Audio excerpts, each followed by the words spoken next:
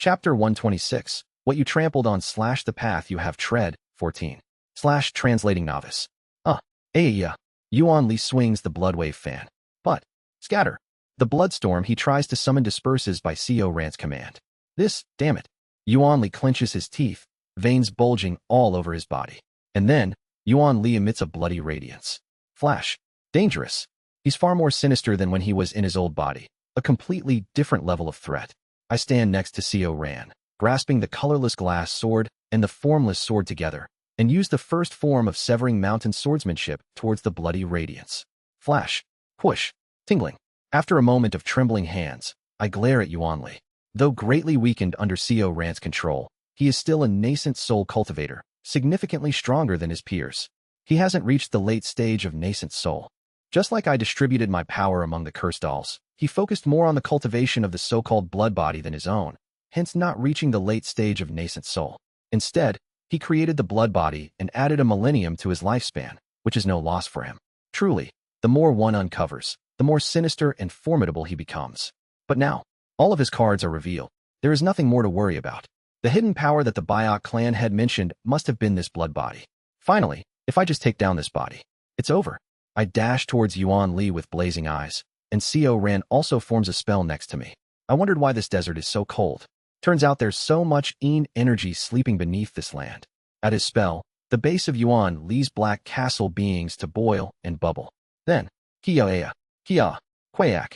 An enormous amount of energy erupts, and a terrifying number of vengeful souls and ghosts begin pouring out from under Yuan Li's black castle. Kaya. With their emergence, the previously clear desert sky fills with energy, dark clouds gathering once more. How many thousands, tens of thousands, hundreds of thousands did you slaughter and devour, Senior Yuan Li? Even the elders who managed the livestock farms would shake their heads. Co Ran clicks his tongue and forms another spell. Yuan Li, with eyes blasting bloodlight, charges at Co Ran, but I, along with the other surviving core formation cultivators, including Chongmun Yungjin, block his path with lit eyes. I blame you. Bloodwood practitioner Yuan Li. Countless ghostly wails cry out Yuan Li's name. Co Ran too looks appalled, and the ghosts crawling out from under the black castle continue to multiply. Yuan Li's complexion darkens. This crazy. Why is a member of the Sea Dragon tribe practicing the methods of the Black Ghost Valley? I've told you, I'm a disciple of the Great Black Ghost Valley. Co Ran smiles and continues his spellcasting, and his spell becomes complete. I, C Ran, who hosts this ghost festival, call upon the spirits to reveal their reason for resentment. Yuan Li. Kill Yuan Li. We were killed by the Bloodwood practitioner. Having heard your cries, I, Co Ran, disciple of Black Ghost Valley, offer you the opportunity to manifest in physical form and seek to assist you in your revenge. Please lend me your strength. Revenge. We can take revenge. Take revenge against him. Yuan Li. Kia. Thousands of ghosts cry Yuan Li's name, howling in hordes. All around Co Ran, an enormous ghostly power erupts from within the ghost fog. It's definitely not a level of ghostly power Co Ran can produce alone. Disciple of the Black Ghost Valley, Co Ran, hosting this festival and swearing in the name of the Nether Crossing ship, offers you the chance to manifest and aid your revenge. But you too must swear to lend your strength against him. Co Ran's voice echoes in all directions, and Yuan Li bursts into laughter. I see what spell you're trying to cast. That's a heavenly being level technique. Can someone like you even handle it? But Co Ran ignores Yuan Li's words and continues on. And then, Kia, Kugugugugu. Around Co Ran, surrounded by ghost fog. From somewhere afar, immense power flows from the Nether Crossing ship, pouring into the thousands of ghosts slaughtered by Yuan Li. If everything went as planned, Song Jin would have anchored the Nether Crossing ship deep in the ocean. After gathering the and ghostly energy of the deep sea through the Nether Crossing ship, it was planned to be transmitted to Co Ran via the ship's teleportation array. Whoosh! Tens of thousands of ghosts gain strength and wail. Then, as Co Ran completes his spell, tens of thousands of ghosts rush into his body. Co Ran's aura begins to surge dramatically. The power of tens of thousands of ghosts converge into Co Ran. Yuan Li shouts with a tense voice. Fool! You won't be able to contain that power. Just explode and die, foolish sea dragon. Then, Master, please come. Co Ran calls out while looking at the ghost fog. SSSHHH. I shudder as I feel every hair on my body stand. Another soul, not Co Ran's, is present in his upper dantian. The attaching spirit, great spell. It allows one to attach a part of their original spirit to someone else, enabling the distant exertion of their power. Kook, cough. I find it hard to breathe and collapse on the spot. Not just me. Even Changmun Yungjin and numerous core formation cultivators who were blocking Yuan Li all suddenly fell to their knees, overwhelmed. Even Yuan Li, who is full of vigor, trembles violently. Song Jin, the elder of Black Ghost Valley and a heavenly being cultivator, has gathered tens of thousands of vengeful ghosts that Yuan Li had slaughtered. At this moment, he regained his original strength. What a nostalgic scene. Blue ghost fire lights up in Seo Ran's eyes. From his mouth, a different voice than Seo Ran's. It's Song Jin. He seems lost in thought, looking at something different in the void. Yuan Li, who looks as if he's about to foam at this mouth, emanates an intent of horror. Why? Is there a heavenly being cultivator? Right, let's not fall into nostalgia. Even though it's just a remnant spirit left in my remnant soul, using the attaching spirit great spell is quite taxing on both my and Rant's souls. Let's finish this quickly. Hiya. Tens of thousands of resentful souls wail. Ghostly claws sprout from Song Jin's hand, now occupying Seo Rant's body. Wawaza, why are you still here? Why is a heavenly being cultivator still here? Yuan Li desperately tries to flee, invoking the spiritual energy of heaven and earth. And then, Kugwagwagwagwan. The strike tears away the outer walls of Serving Command Palace.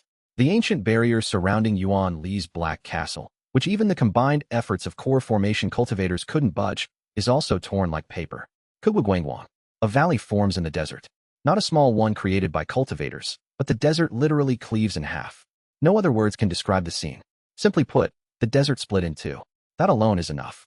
And then, the piece of meat that was once Yuan Li, hit by Song Jin's strike, twitches in the corner of Serving Command Palace.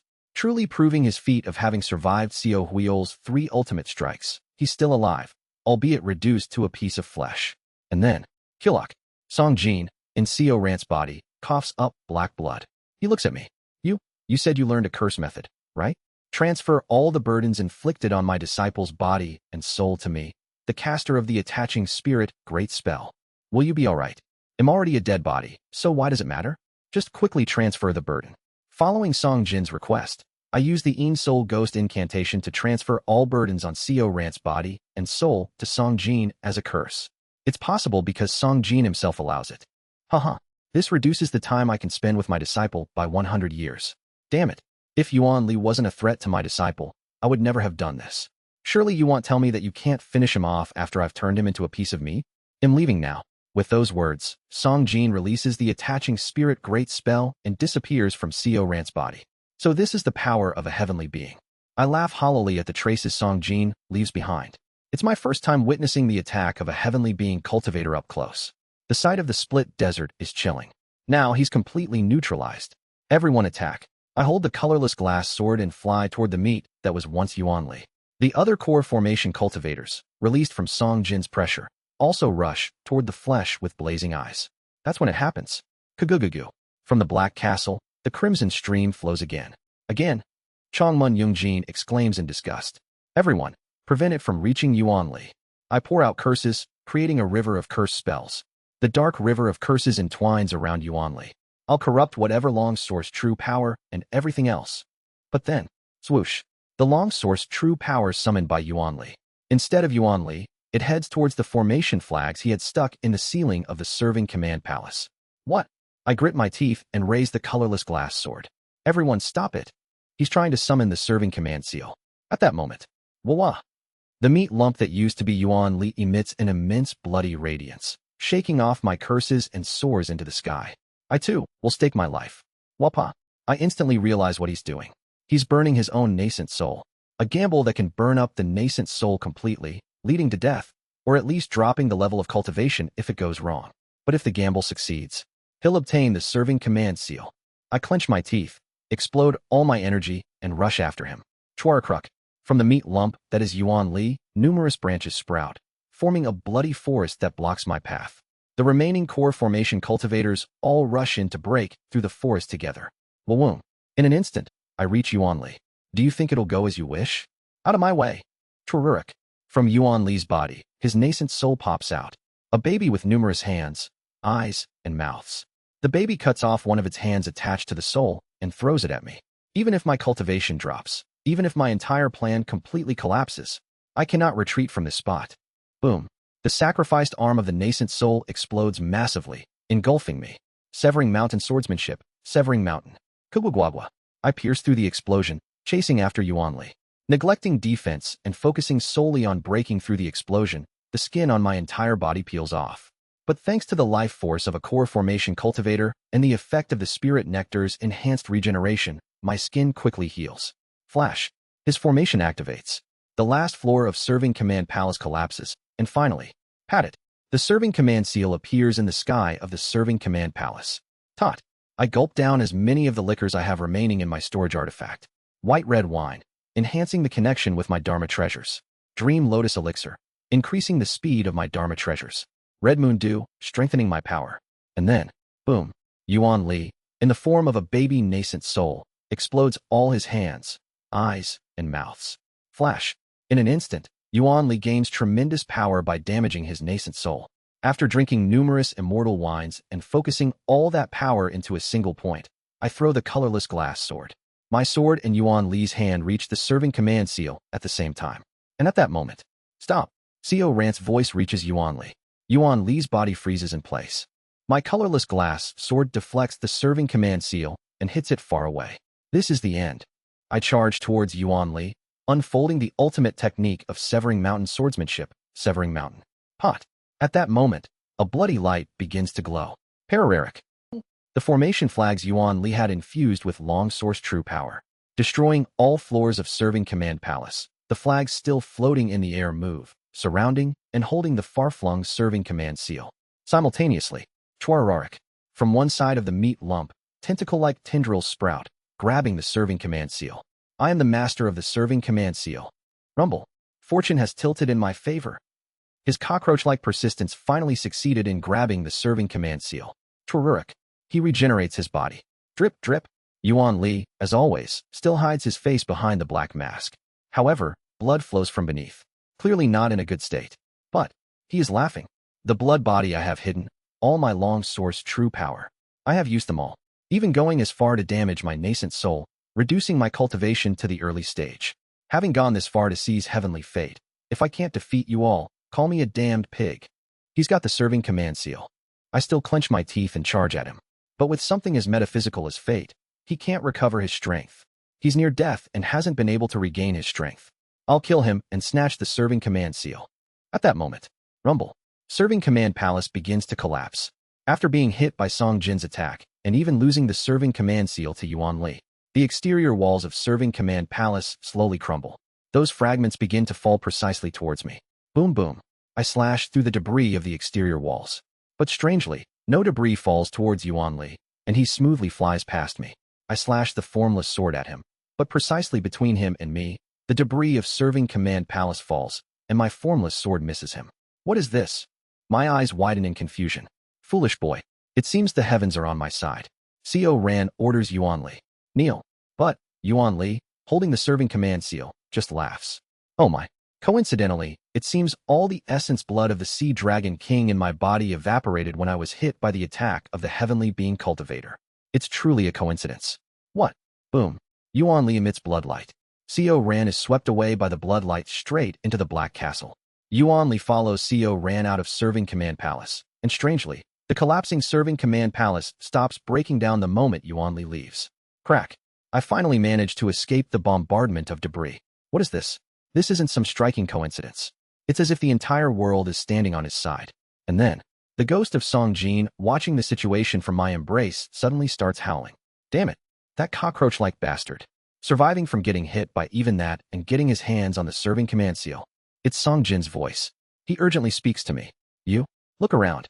How many remaining ghosts are there around us?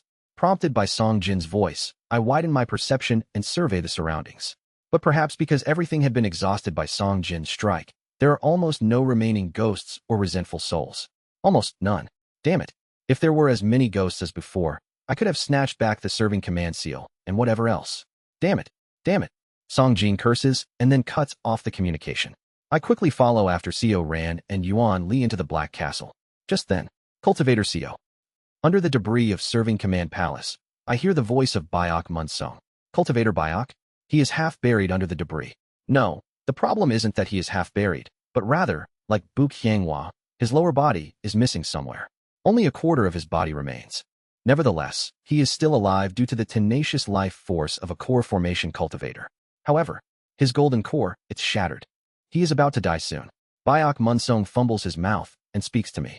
I won't hold you long, since it's urgent. This. He pulls out a small glass shard from his chest and hands it to me. That is, a glass sculpture carved from inside a centipede den with a cursed doll. It's a shard of that sculpture. I loved her too, but compared to you, perhaps my love wasn't that deep. Rather, if I hadn't been resentful of you for stealing her from me, I might have given up chasing after her in a few years. But anyhow, she was my first love. Please. He clenches his teeth and hands me the glass shard. Avenge her, I beg you. I clench my teeth and take the shard he hands me. Understood. Rest well. With that, Biak Munsong closes his eyes. I leave Biak Munsong behind and enter the castle with the surviving core formation cultivators. Whoosh! Inside the black castle, the air is thick with the smell of blood. I swiftly fly towards where I sense movement. The center of the castle. The grand hall there. I head to that place, where the smell of blood is the strongest, where a few survivors have gathered. Soon, I see Yuan Li entangling Xiao Ran with blood. Kagugagu. I clench my teeth. Yuan Li is leisurely holding the serving command seal. Externally, he is just a nascent soul at the initial stage, a very weakened early nascent soul. But internally, he has risen back to the level of a mid-stage nascent soul, entering my castle to confront me, who holds the serving command seal. Admirable courage. But all of you who injured me to the point of damaging my nascent soul will be reduced to a handful of long-source true power. Yuan Li grins wickedly. I was momentarily bewildered by the appearance of a heavenly being. But yes, I've heard rumors about one of the elders of Black Ghost Valley. A ghost soul, beheaded by the Mad Lord, stuck in the ruined Nether Crossing ship like a bound spirit, waiting for the day to be dragged into the realm of the dead. It must be him, right? Ha ha ha. It's impressive that such a remnant soul could deliver a strike at the heavenly being stage. His days of being dragged to the netherworld must be numbered now.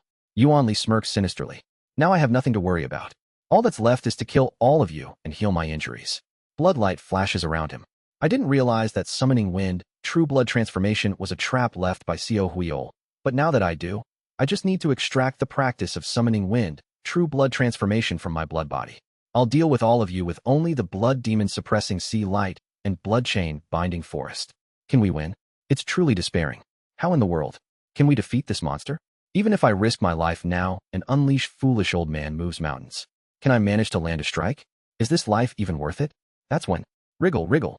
The ghost left in my arms by Song Jin starts to speak again. What's the situation inside? Alerted by Song Jin's voice, Yuan Li's body shudders.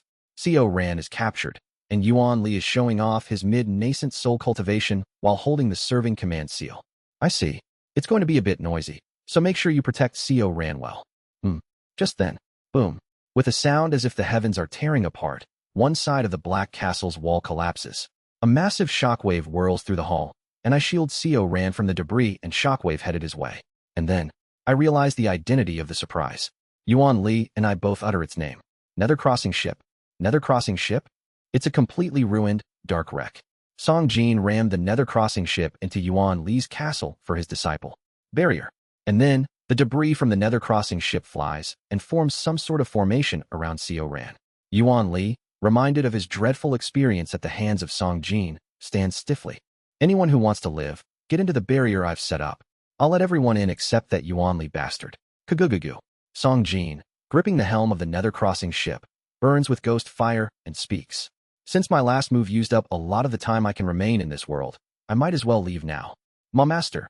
Xiao Ran calls out to Song Jin in a desperate voice. Song Jin looks fondly at Xiao Ran. Disciple, remember this well. The will of Black Ghost Valley is not in the Nether Crossing ship, but in the people who reside inside. Swish. Song Jin pulls out a dark pearl. It's the space-breaking bead. The serving command seal is frightening, but there are 3 ways to counter it. First, a fate stronger than the serving command seal. Second, overwhelming power. And third, no, you can't. Space-breaking beetle.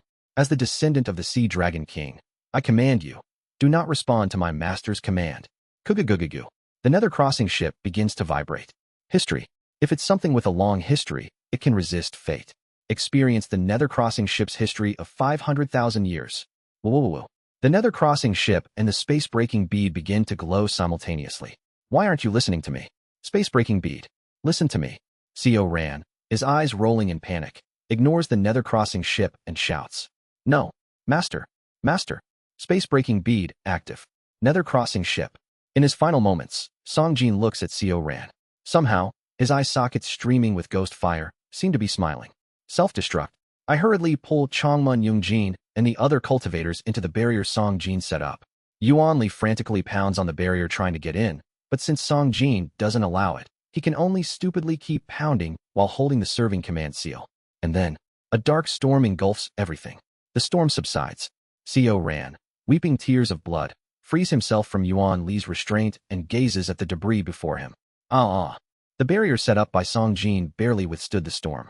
The reason it could withstand the terrifying spatial storm seemed to be not because the barrier itself was robust, but rather because the barrier, made from the debris of the nether-crossing ship, is unaffected by the power of the same nether-crossing ship. It's a matter of property, not the magnitude of power. I step out of the barrier. Squelch, squelch. Heh. I spit words with contempt. Truly, utterly despicable. A blood-soaked lump of flesh. Above this lump, a figure of a blue dragon appeared, guarding the meat lump. Seo Huil, Seo Huil, Seo Huil. Is it you again? Just stop coming out. Swoosh. The dragon figure, having faced the spatial storm, scatters away. However, thanks to Seo Huil's protection, Yuan Li is still not dead. Seo Huil. I cry out his name in venom. Churak. Churararak. The lump of flesh begins to regenerate. Kurak Kurak. Yuan Li reveals himself again. Now, Yuan Li also looks precarious. His mask is shattered, covering only his eyes and forehead, leaving his mouth exposed. His cultivation dropped to the grand perfection of core formation. But, Wawoom, the debris of the Black Castle, shattered by the nether-crossing ship, supplements his power. Wawoom, his cultivation soars back to the initial stage of nascent soul. Ha ha ha. Whether he is too weak to speak in consciousness, he bursts into laughter with his voice. Serving command seal, the serving command seal, saved me. And with this early nascent soul cultivation, I can still, against you lot. He spits out a mouthful of blood while speaking. Car gag. TSK. I attempt to approach him, but as he waves his hand, a bloodlight of early nascent soul level bursts out, blocking me. You, people like you, these youngsters. Do you know how I live to this day? For 900 years what preparations I made, with what emotions, I came this far. Do you know? I won't die. I will not die. He screams, emitting power of the early nascent soul stage. I look at him calmly. I as well. I've lived for about 900 years too. What? Don't casually use age to assert in front of me. Boom. I charge at him, swinging the formless sword. But even as he vomits blood from the blow, he manages to fend me off, and the recoil sends me flying backward. Ugh. Ka. These wretched fools. You vermin have driven me to this. I'll kill you all. I stagger, trying to stand up. Then, I see a jade Naraigi among the debris of the Black Castle. The Naraigi lay at Yuan Li's feet. I hastily search my bosom.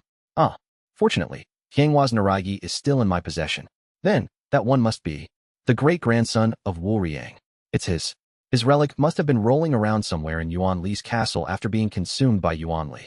While I gaze at the Naraigi, Yuan Li, noticing my gaze, approaches it while sneering. All right, this Naraigi. Was it the one that woman beside you 200 years ago had? He approaches the Noriach. He provocatively reminds me of my memories with Buk Hyangwa. A vile provocation, but it's proof of how desperate he has become. This garbage. Crunch, crunch. He stomps on Wu Riang's great-grandson's pendant, crushing it. Crunch. You trash-like wretches. The trash you carry around is nothing. No matter how much you struggle, with the serving command seal in hand. It's not. What? I slowly stand up. I have made my decision. It's not trash. It's not trash. Look, this is trash. What's under my foot is. I have vowed to stay alive until I offer his head to their souls. But now, after Song Jin sacrificed his life, creating this opportunity, here and now, even if I can't offer his head to them, I have resolved to die. I grit my teeth and raise the colorless glass sword. What you trampled on, right at this moment. Everything you trampled on with your filthy feet up to this point, is not trash. More earnestly than any other moment. I'll show you, holding my sword, yearn for the next realm. What you trampled on, what it truly is. Severing mountain swordsmanship. The final move. The 24th move. Foolish old man moves mountains. The end of severing mountain swordsmanship. The most ferocious self-destruction technique erupts from my fingertips. Translator notes. Donated chapter by Stefano, GOP, and Augustus. Thanks for the support. Chapter 127. What you trampled on / the path you have tread, 15. / translating novice. Yuan Li's attack meets Xiao Unhyun's head-on. A colorless brilliance and a crimson light collides. Ting! A crisp, resounding note echoes throughout the battlefield. It's clear and weak.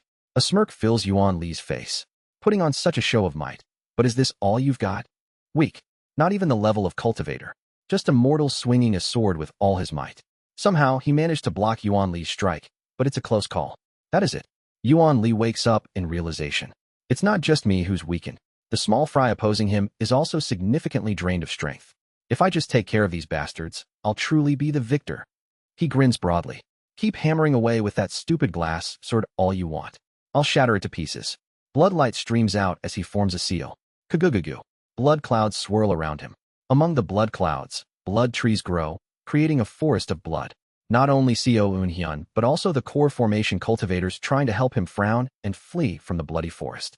I won't let them escape. One by one, he'll catch them all and grind them to dust. Yuan Li thinks this as he flies towards the most annoying bug, Xiao Unhyun. Trapped in the bloody forest, swinging his sword foolishly, Xiao Unhyun's figure is clear in Yuan Li's eyes. Farewell. You left a deep impression, though. Kagugugu. Blood vines sprout from his hands, stabbing towards Xiao Unhyun. And Xiao Unhyun, holding his glass sword, begins to deflect them. Yuan Li laughs, his mouth splitting wide. So weak. He'll fall soon. Didn't you say you'd show me something? I don't want to see you flounder pathetically, just D-dash. And then, thump. Xiao Unhyun's sword strikes the blood vines. Something is off. Normally, humans weaken as they expend energy. But Yuan Li frowns at the recoil he just felt. Stronger than before? It wasn't significantly stronger. But definitely stronger than before. Is it just my imagination? No, that can't be. Yuan Li bites his lip hard. Quong. Xiao Unhyun's sword again strikes his vines and pushes back his bloody forest. It wasn't an illusion. His sword is indeed stronger than before. But it's negligible. No need to worry. Just die as you are. King. Blood demon suppressing sea light. Above Yuan Li's hands, an apparition of a blood sea forms, plunging down towards Xiao Unhyun. Xiao Unhyun doesn't look at the blood descending upon him. He just closes his eyes and raises his sword. Severing mountain swordsmanship. Secluded valley. He dives into the blood pool, twisting his body up through a gap, and slices through it. Chwerak. Yuan Li's spell splits in an instant. Yuan Li's face hardens. Kung. Xiao Unhyun lands back on the ground. And on the spot he lands, his footprints are deeply imprinted. Quang quang quang. With every move he makes, with every posture he adopts, the depth of his footprints increase. The amplification rate of his attacks is increasing, like rolling a snowball. Each time he slashes through Yuan Li's spell with his sword grows increasingly fierce. Yuan Li stops chasing the other cultivators. I need to catch this guy first. It's dangerous. His intuition, heightened by reaching nascent soul, forewarns of ominous fate. I've obtained a serving command seal. I can't lose. Water flow. Trururik. Blood water surges, transforming into a river of blood, engulfing Xiao Unhyun. And then, severing mountain swordsmanship, bouldered cliff. Xiao Unhyun begins to spin. It's a sword dance. His sword dance, as if not allowing even a single gap, wildly swirls around, deflecting every drop of blood, every ripple of the river. An unbelievable display of martial arts. And Xiao Unhyun's sword, with every slash of Yuan Li's spell, continues to grow stronger. Slowly but steadily. The final move of severing mountain swordsmanship. Foolish Old Man Moves Mountain is a technique as follows. First, using endless mountains beyond mountains, it prevents any trace of one's energy from leaking out. Second, while maintaining that state, it uses the 21st move, Heavenly Lake, to absorb all residual flow and power generated from clashes with the opponent. Third, applying Echoing Valley, it integrates the opponent's power into one's own and unleashes it back. Fourth, concentrating all those intricate forces into a single point with Mountain Tiger, it forcibly suppresses the backlash. Fifth, it distributes the burden applied to the body as much as possible using layered mountains and mountain and valley transformation, dissipating it into the ground. It sounds complicated, but in a nutshell, it's a technique that strengthens one's own attacks by drawing in the opponent's power with each clash. And the price for forcibly drawing in the opponent's power is the user's death. Therefore, a martial artist using Foolish Old Man Moves Mountain keeps getting stronger as they fight, but eventually explodes and dies due to the inability to suppress the power they've gathered. Quang. Absorbing Yuan Li's attack with my technique, and then countering with that power. Using the principle of endless mountains beyond mountains, I don't waste any energy in my counterattack, but return it back to my opponent. Gradually, my attacks grow stronger. Before long, Instead of being overwhelmed by Yuan Li's spells, I am blocking it head-on. With Foolish Old Man moves mountains, each clash with the opponent at the very least strengthens me by a bit. And I have had thousands of clashes with Yuan Li. Puckwhack puckwhack. Unable to bear the enormous powers surging through my body starts to burst open in various places. But the beauty of being a cultivator is, Sururuk, the regeneration ability is beyond human. The duration I can maintain Foolish Old Man moves mountains differs from when Kim Young-hoon uses it. Kwang kwang kwang.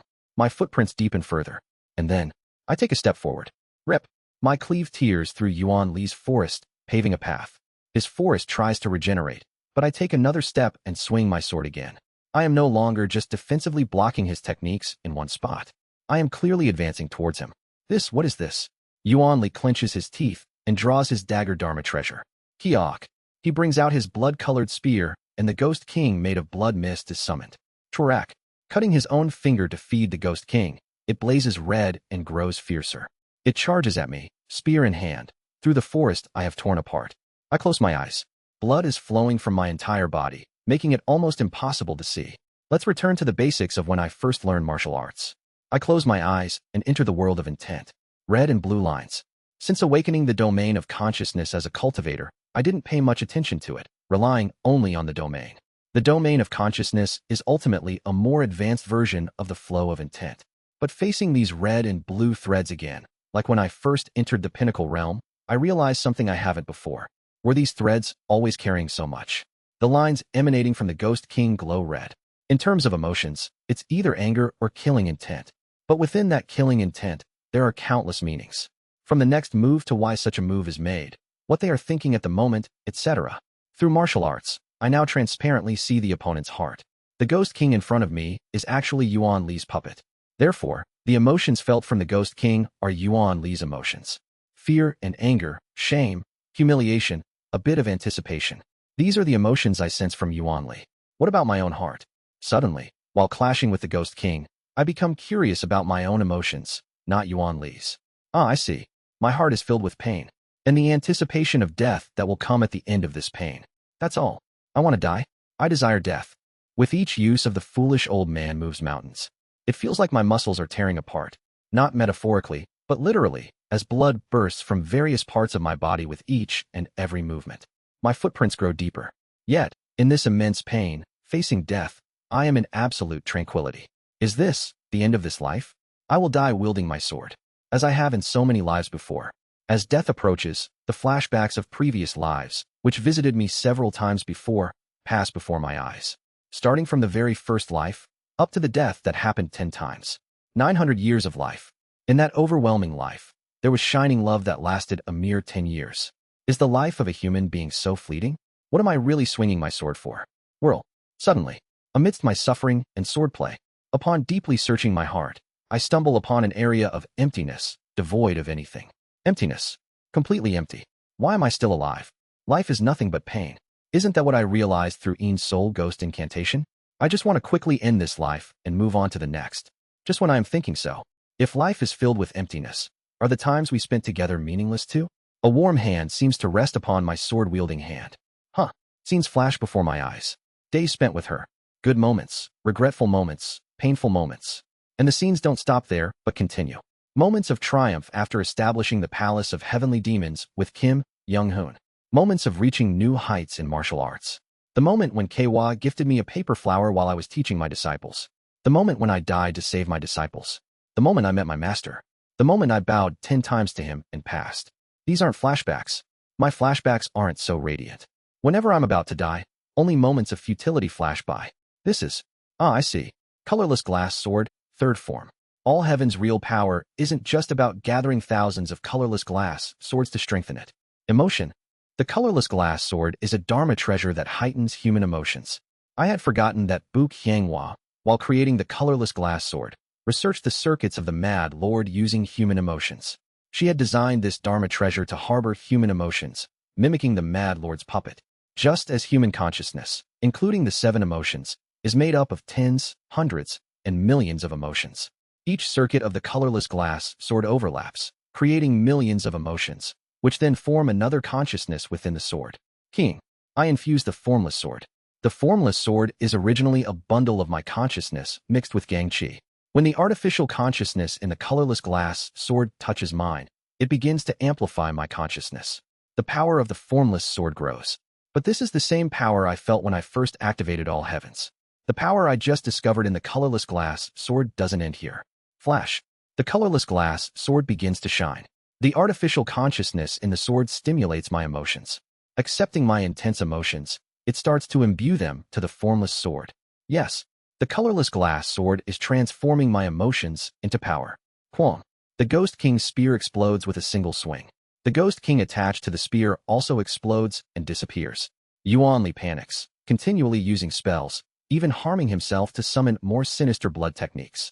He is eroding his own body to stop me, while I am exploding my entire body to advance towards him. I'm probably half out of my mind from the pain. I keep my eyes closed, feeling only the flow of intent as I move forward. And I observe my heart, the void realm of emptiness. In this empty realm, the colorless glass sword is infusing emotions from my past. Happy moments, frustrating moments, joyful moments, angry moments, sad moments, enjoyable moments, loving moments, hateful moments. Was it so? I thought this life was futile. After killing Yuan Li, I thought about dying any moment. But the colorless glass sword, the will she left behind, is telling me that this life is not just entirely meaningless. But what am I supposed to do? I am going to die. Even if I know that life is not meaningless, I will die, exploding my entire body towards a powerful enemy. I know. I wanted to live with you, but you were killed by him, and I will also die from fighting him. Even if this life is not meaningless, even if all of the heavens are filled with a myriad of colors, what am I supposed to do? How futile is human will before their predetermined fate. Quang. As my emotions intensify, the colorless glass sword further amplifies the formless sword. The space between Yuan Li and me clears away. He forms a seal, preparing a more sinister spell. I can't block it. Even if I perish together with that spell. Even with the power I have accumulated through foolish old man moves mountain, it's impossible to block any further. Isn't there an inherent disparity set from the moment of birth in this world? Aren't there defined limits for a human being? It was in this instant. If it was Young-hoon Hyung-nim, he would have never said something like this. Limits? From within, where I have placed Kim Young-hoon's inner core, I feel something warm rising. It might have just been my imagination. Why start thinking of such things when wielding a sword? From his inner core, I feel a warm coziness. It's like the morning sunshine.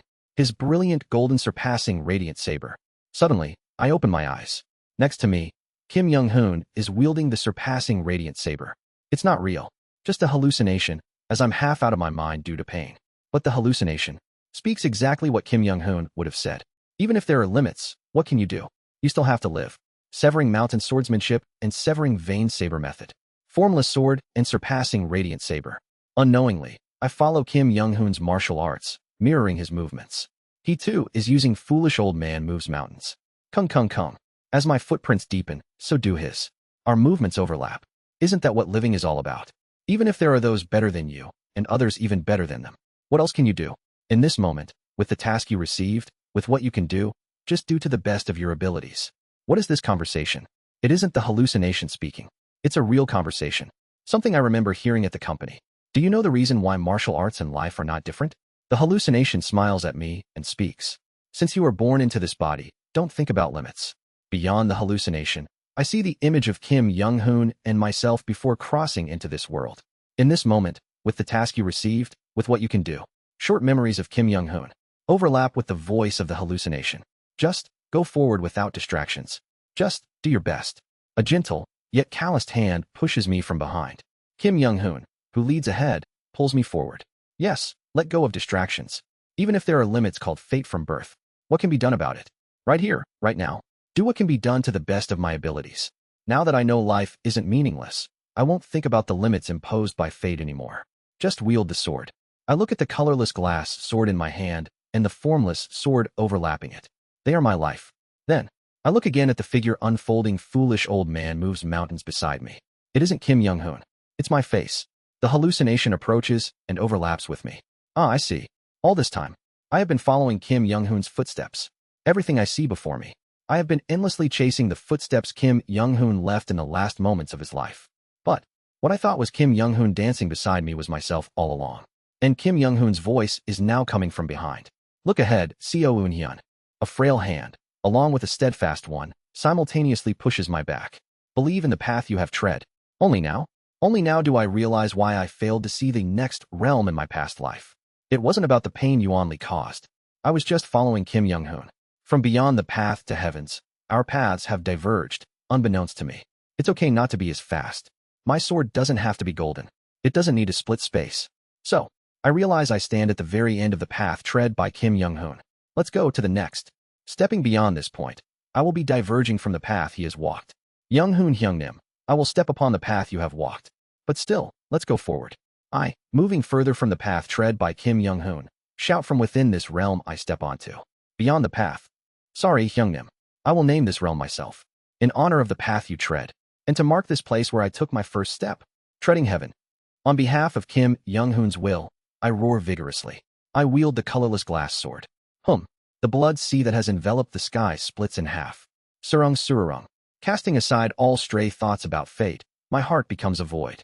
In this moment, I realize that void isn't just emptiness.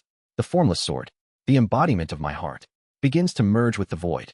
Gang sphere is in fact one. Martial arts and I are one entity. Words left by Kim Young-hoon in the past life. Now I understand.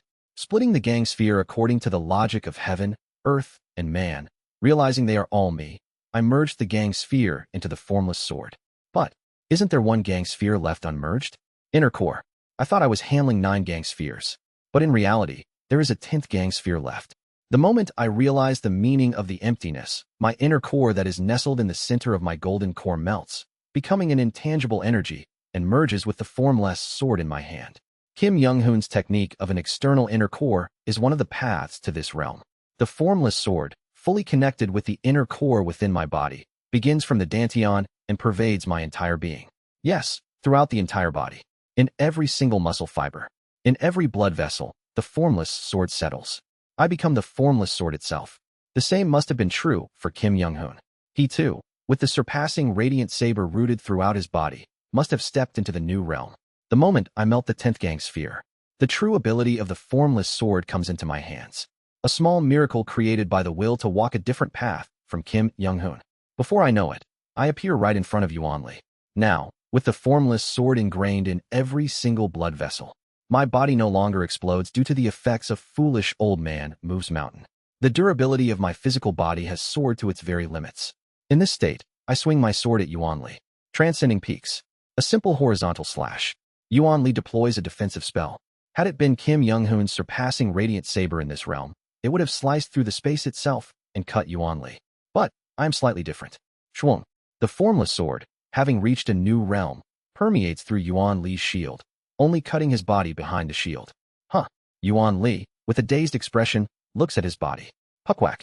Clearly, his defensive spell should have blocked it, but he looks on with a lack of understanding of why he was cut without any sign of the shield breaking. Churrick. His body begins to regenerate again. However, I slice his body again. It's useless to deploy a shield. Again and again, as many times as needed. Without any resistance, permeating all his defenses and attacks. My formless sword incessantly slices his body. Not just freedom in trajectory, but also in the material and immaterial. When he looks at me with an expression of incomprehension, I deliver the final blow. Treading heaven beyond the path. Formless sword. The formless sword permeates all defenses and attacks, aiming directly at his golden core, at the nascent soul within. Translator notes. Let's go. Chapter 128. What you trampled on / the path you have tread, 16. / translating novice. The source of his cultivated power. Golden core. Even if his physical body can be reborn through his unique devilish arts. The split golden core, the root of cultivation, can only be regenerated by feeding it a massive blood cloud containing life force. And so, my formless sword permeates through Yuanli's shield. Passing through his body, it directly cuts his golden core. At first, he has a look of incomprehension. The very next moment, he realizes what just happened. And then the moment after, his face contorts grotesquely like a fierce evil ghost. Once more, I swing my formless sword. Swoosh. This time, my formless sword even permeates the golden core and slices through Yuanli's nascent soul. And then, ahai. He starts screaming a wail unheard of in this world. Pasik Pasizisik.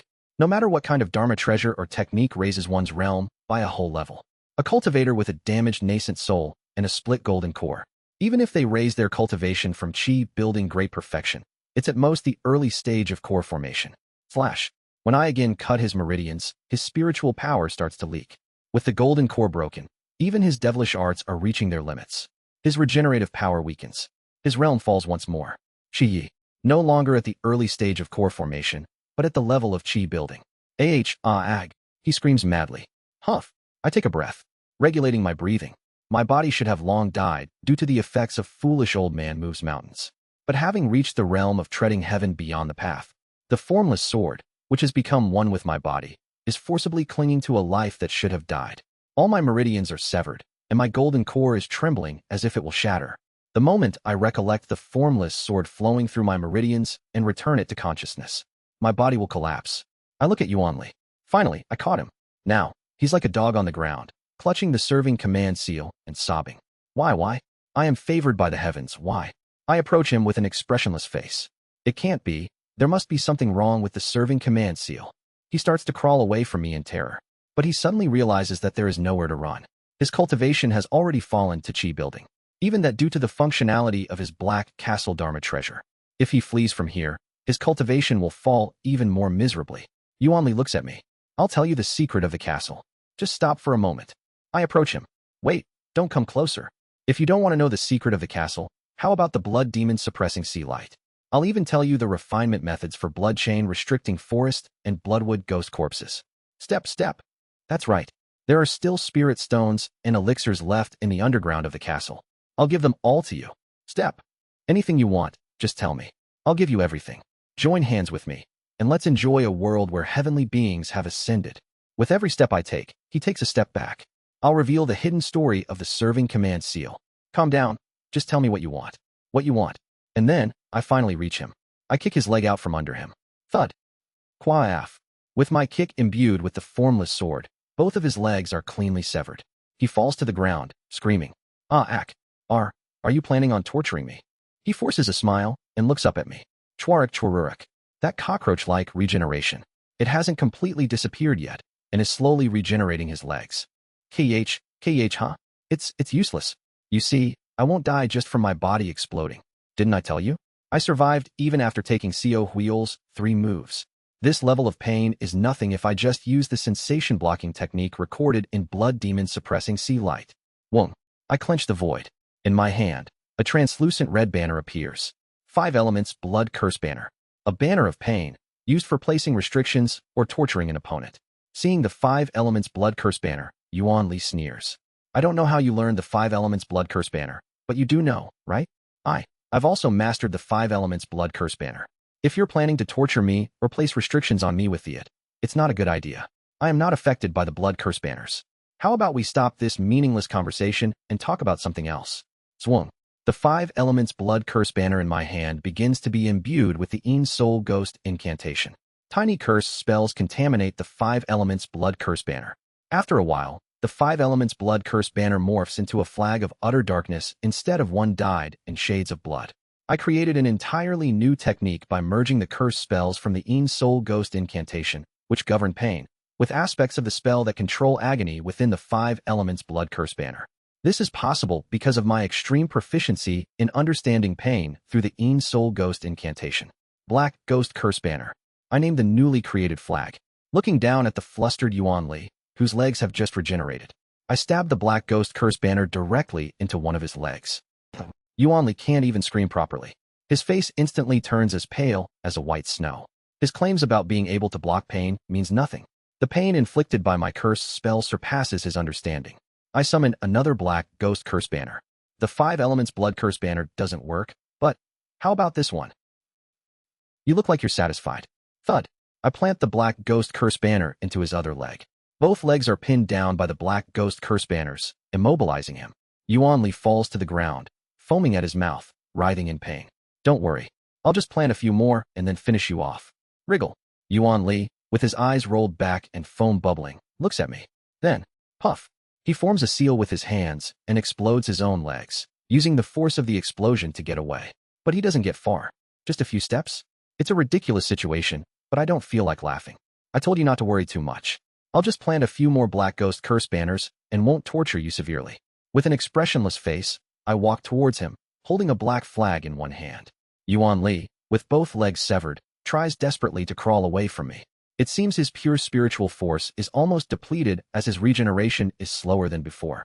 He'll just crush your remaining golden core, pull out your limbs and throw them to the east, west, north, and south, and tear apart the rest of your body. Wiggle, wiggle. He struggles to crawl away from me. I'll just scatter the remaining pieces of your nascent soul and leave behind your head. Don't worry. I won't torture you more than I said I will. Wiggle, wiggle. With both hands, I hold up the black ghost curse banner and approach him. Puckwhack. I plant the black ghost curse banner into his thigh. Next, I embed black flags all over his lower body to prevent him from escaping any further. His split golden core, where could it be?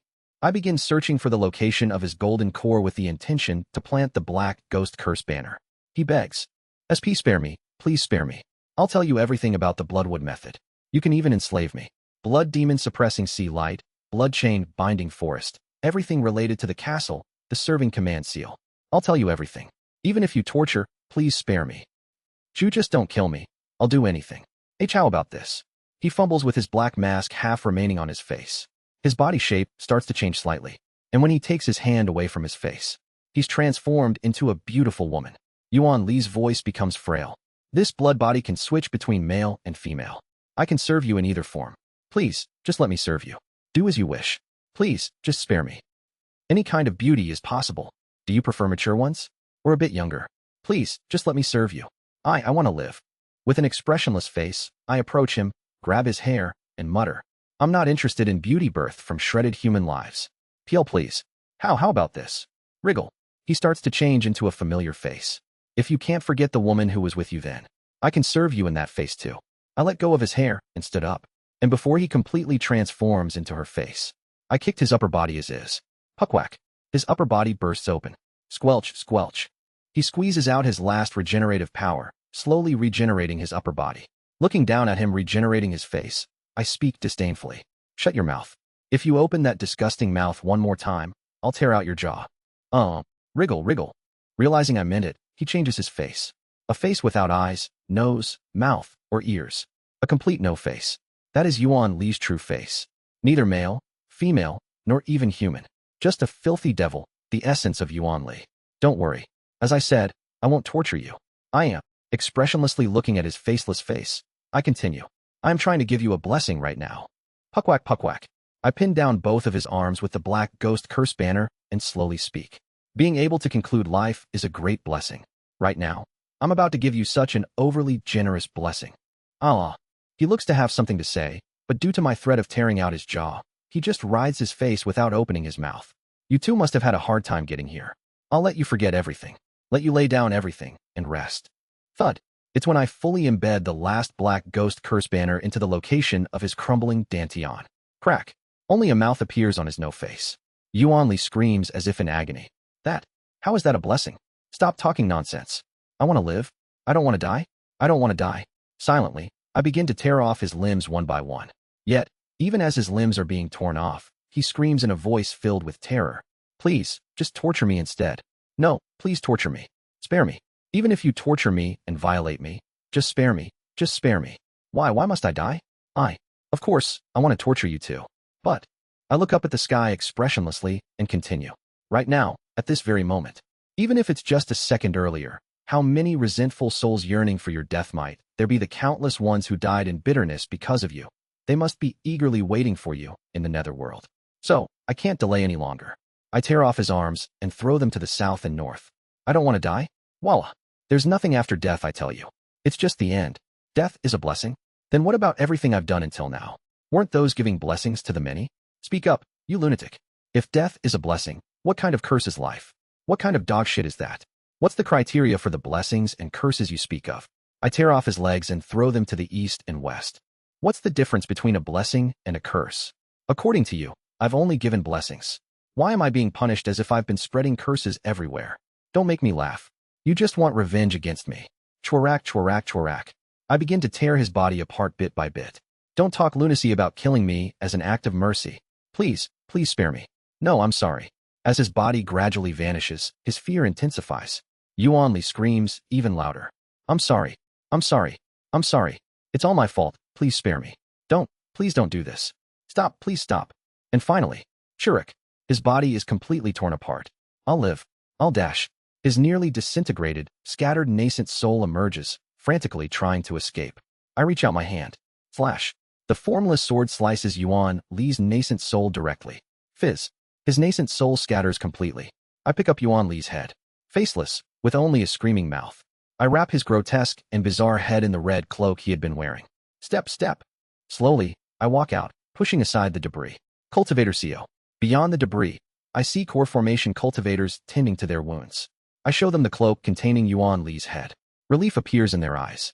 Finally, that old monster. Changmun Yungjin's face shows a mix of emotions. Relief, accomplishment, vengeance, regret. Feelings I can't describe. None of the core formation cultivators are unscathed. All of them are either maimed or severely injured. For now, Cultivator CO. It seems we can't immediately return to our clans, and we will probably need a few weeks to recover our strength here. Changmun Yungjin speaks to me. For those from the traitor factions, including Makli Huangqion, the surviving northern and eastern cultivators, and Biok Cheonji. Currently, they are subdued and bound by the ghosts summoned by Co Ran. Physically, his condition is the best among them. But emotionally, tears fall. Co Ran is amidst the wreckage of the Nether Crossing ship. Holding tightly to the helm that Song Jin had clutched until the end, he silently cries with a soulless expression. I do not offer empty consolations to someone who has lost a loved one. I just stand beside him, silently mourning Song Jin with him for a long time. Drip, drip. How many tears has he shed? Co Ran staggers to his feet. Even when he was alive. It sounds funny to say when he was alive, but when he was still with us, my master always said that we must part one day. I never thought that day would be today. It's so sudden. But if my master saw me like this, he would scold me and tell me to get up right away. Wiping his tears, Co Ran slowly gets up. It will be hard, but I will continue to practice the methods my master taught me. And someday, when I surpass him, I will ask the Sea Dragon King about everything. He is stronger than me. His eyes are filled with determination, but I can see the sorrow behind his resolve. My condition is the best, so I'll take you where you need to be. For senior right now. Taoist Co. I place my hand on Co Ran's shoulder. You don't have to overdo it. You can mourn for Song Jin. Silent for a moment, Co Ran turns his head and covers his eyes with one hand. I'm sorry. As you said, I think I need to stay here for a few more days. All right. I pat Co Ran's shoulder. Then, I look up at the serving command palace still floating in the sky. Swoosh. I muster all my remaining strength and leap towards serving command palace. It's still floating in the sky, powered by some unknown force. More so, it is slowly restoring itself. I look at this strange palace for a moment and then search through its ruins. After a while, I find the body of Biok Munsong. I collect his remains and bring them down to the ground. I hand Biok Munsong's remains to Changmun Yungjin. Please take good care of him. All right. Changmun Yungjin and the remaining core formation cultivators are also collecting the remains of the fallen. I place a shard of glass in Biok Munsong's pocket. Just then, Cultivator Co, one of the 6 clans of Shengzi, the head of the Jun clan, approaches me cautiously. Cultivator Co, you killed the old monster, right? That's right.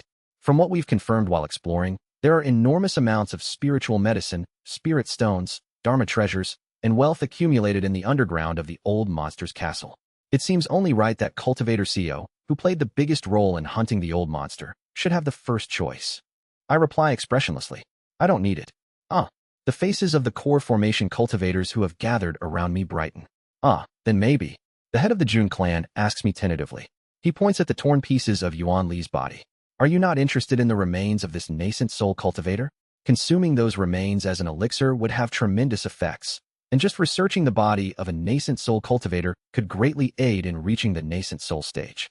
Perhaps you're not interested in that either? I nod expressionlessly. I only need Yuan Li's head. I don't need anything else. I see. The head is indeed your contribution, Cultivator Co. You may take it as you wish. Haha. Then, may we take the old monster's body? They ask, looking at me for confirmation, and I nod. Upon my approval, they rush towards Yuan Li's body like a pack of wild hyenas. After throwing Yuan Li's body to them like a bone, I start walking through the desert towards Cheonseek City. Hot. It's burning. My remaining spiritual power is almost depleted. My golden core and meridians. If I release the formless sword, I will collapse immediately. Step, step. I limp through the desert. Tot. Sometimes, when I feel a burst of strength, I fly hundreds of jang. 1 jang equals 3.03 meters, with the power of the formless sword. When my strength depletes, I fall back to the ground and continue walking through the desert. I could have asked Co Ran for help to reach Cheonseek City quickly, but I can't take away his time of mourning. Carrying the colorless glass sword at my waist and Yuan Li's head in one hand, I head towards Cheonseek City. It is far and vast. Ugh. I stagger under the hot desert sun. Thud. To prevent myself from falling, I summon a black ghost curse banner and plant it in the ground. Ironically, the power of the Een Soul Ghost incantation is surging greatly. However, due to the nature of Een Soul Ghost incantation, it's of no help in healing. Even if converted into energy, its unique humid toxic energy remains, rendering it unhelpful for my current condition. Furthermore, I have no thoughts on living longer. Creating more cursed dolls to transfer injuries isn't an option. In essence, I am already on the brink of death, merely clinging on forcefully through the realm of treading heaven beyond the path.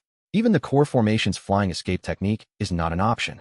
The technique relies on the power of the golden core, and any further shock to my golden core, whether I hold on with the formless sword or not, seems likely to shatter it completely. Well, it serves as a walking stick. Thud. I summon the black ghost curse banner and plant it in the ground, laboriously taking each step and pondering. Looking back, several black flags flutter in the desert, marking the path I have tread. Originally, both the curses and the blood banner are spells that would disappear on their own if left alone, while the blood banner can become permanent if planted in the upper dantian. If left outside, it will naturally disappear. But my profound pain, this overwhelming agony, has kept the black ghost curse banners present even after a long time. How long will they last? Perhaps they won't disappear until after my death. I look back at the black flags for a moment, then summon another black ghost curse banner, struggling to step forward.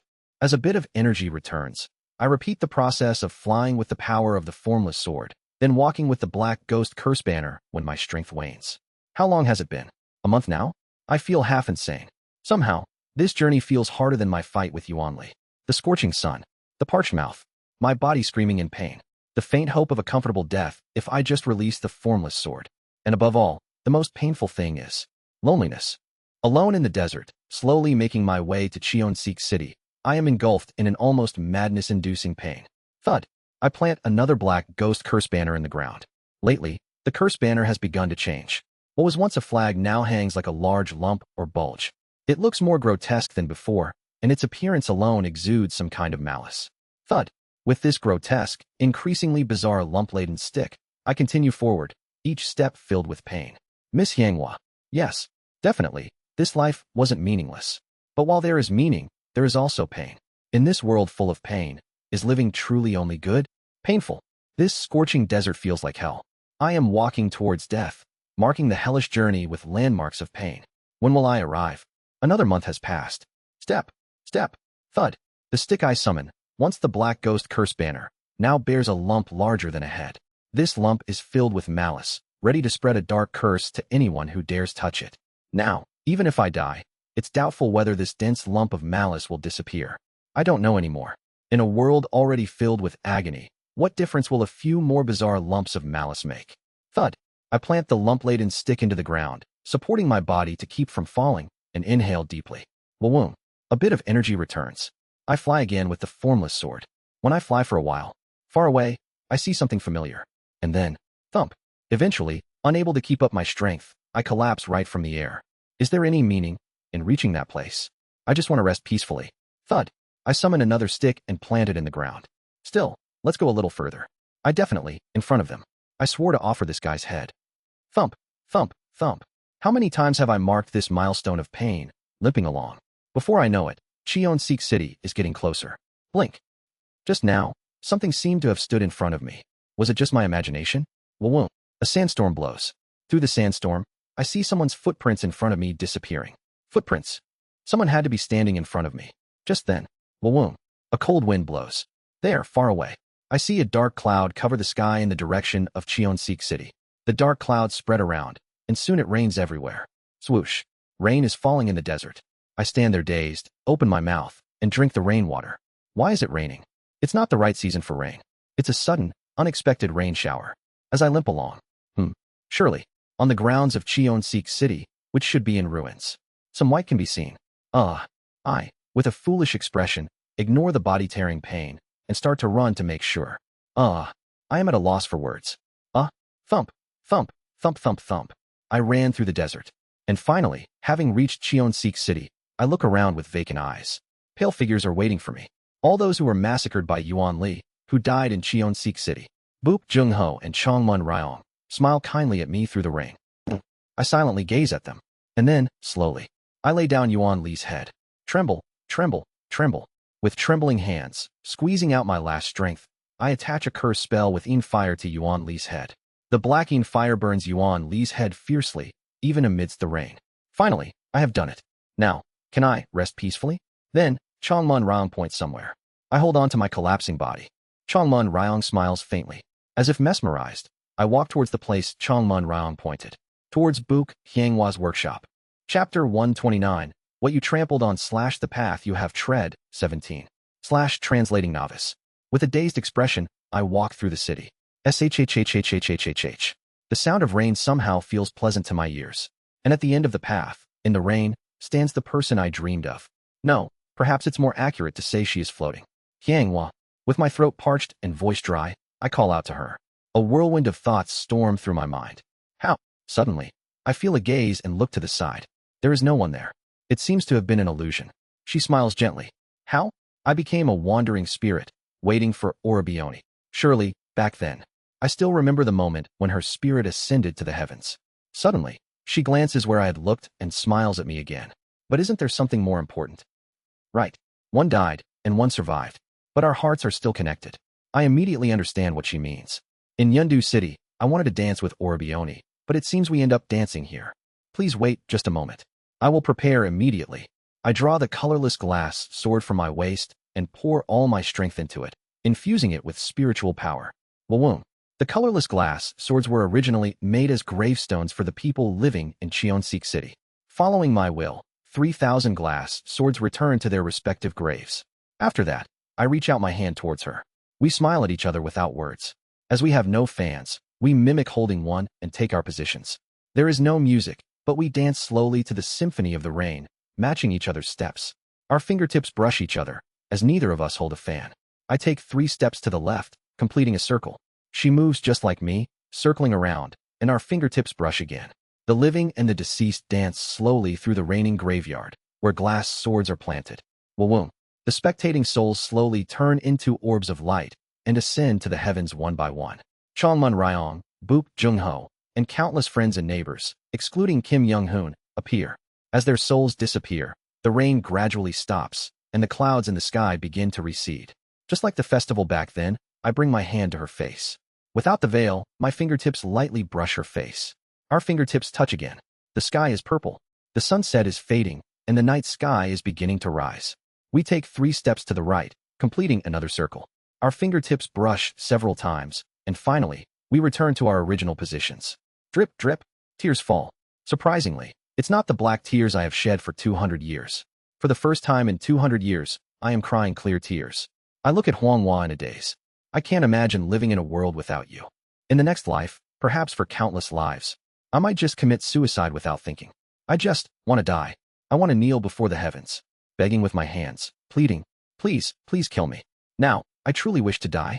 If I die in this life, maybe I can meet her in the netherworld. But death beyond this life is not permitted for me. The moment I try to reach the netherworld, I will be sent to the next life. Just because I'm in front of her, I am barely holding back from weeping and begging. And then, she lightly presses my cheeks with both hands. You can't. Hyangwa, a world without you is a curse. Just being alive is a curse.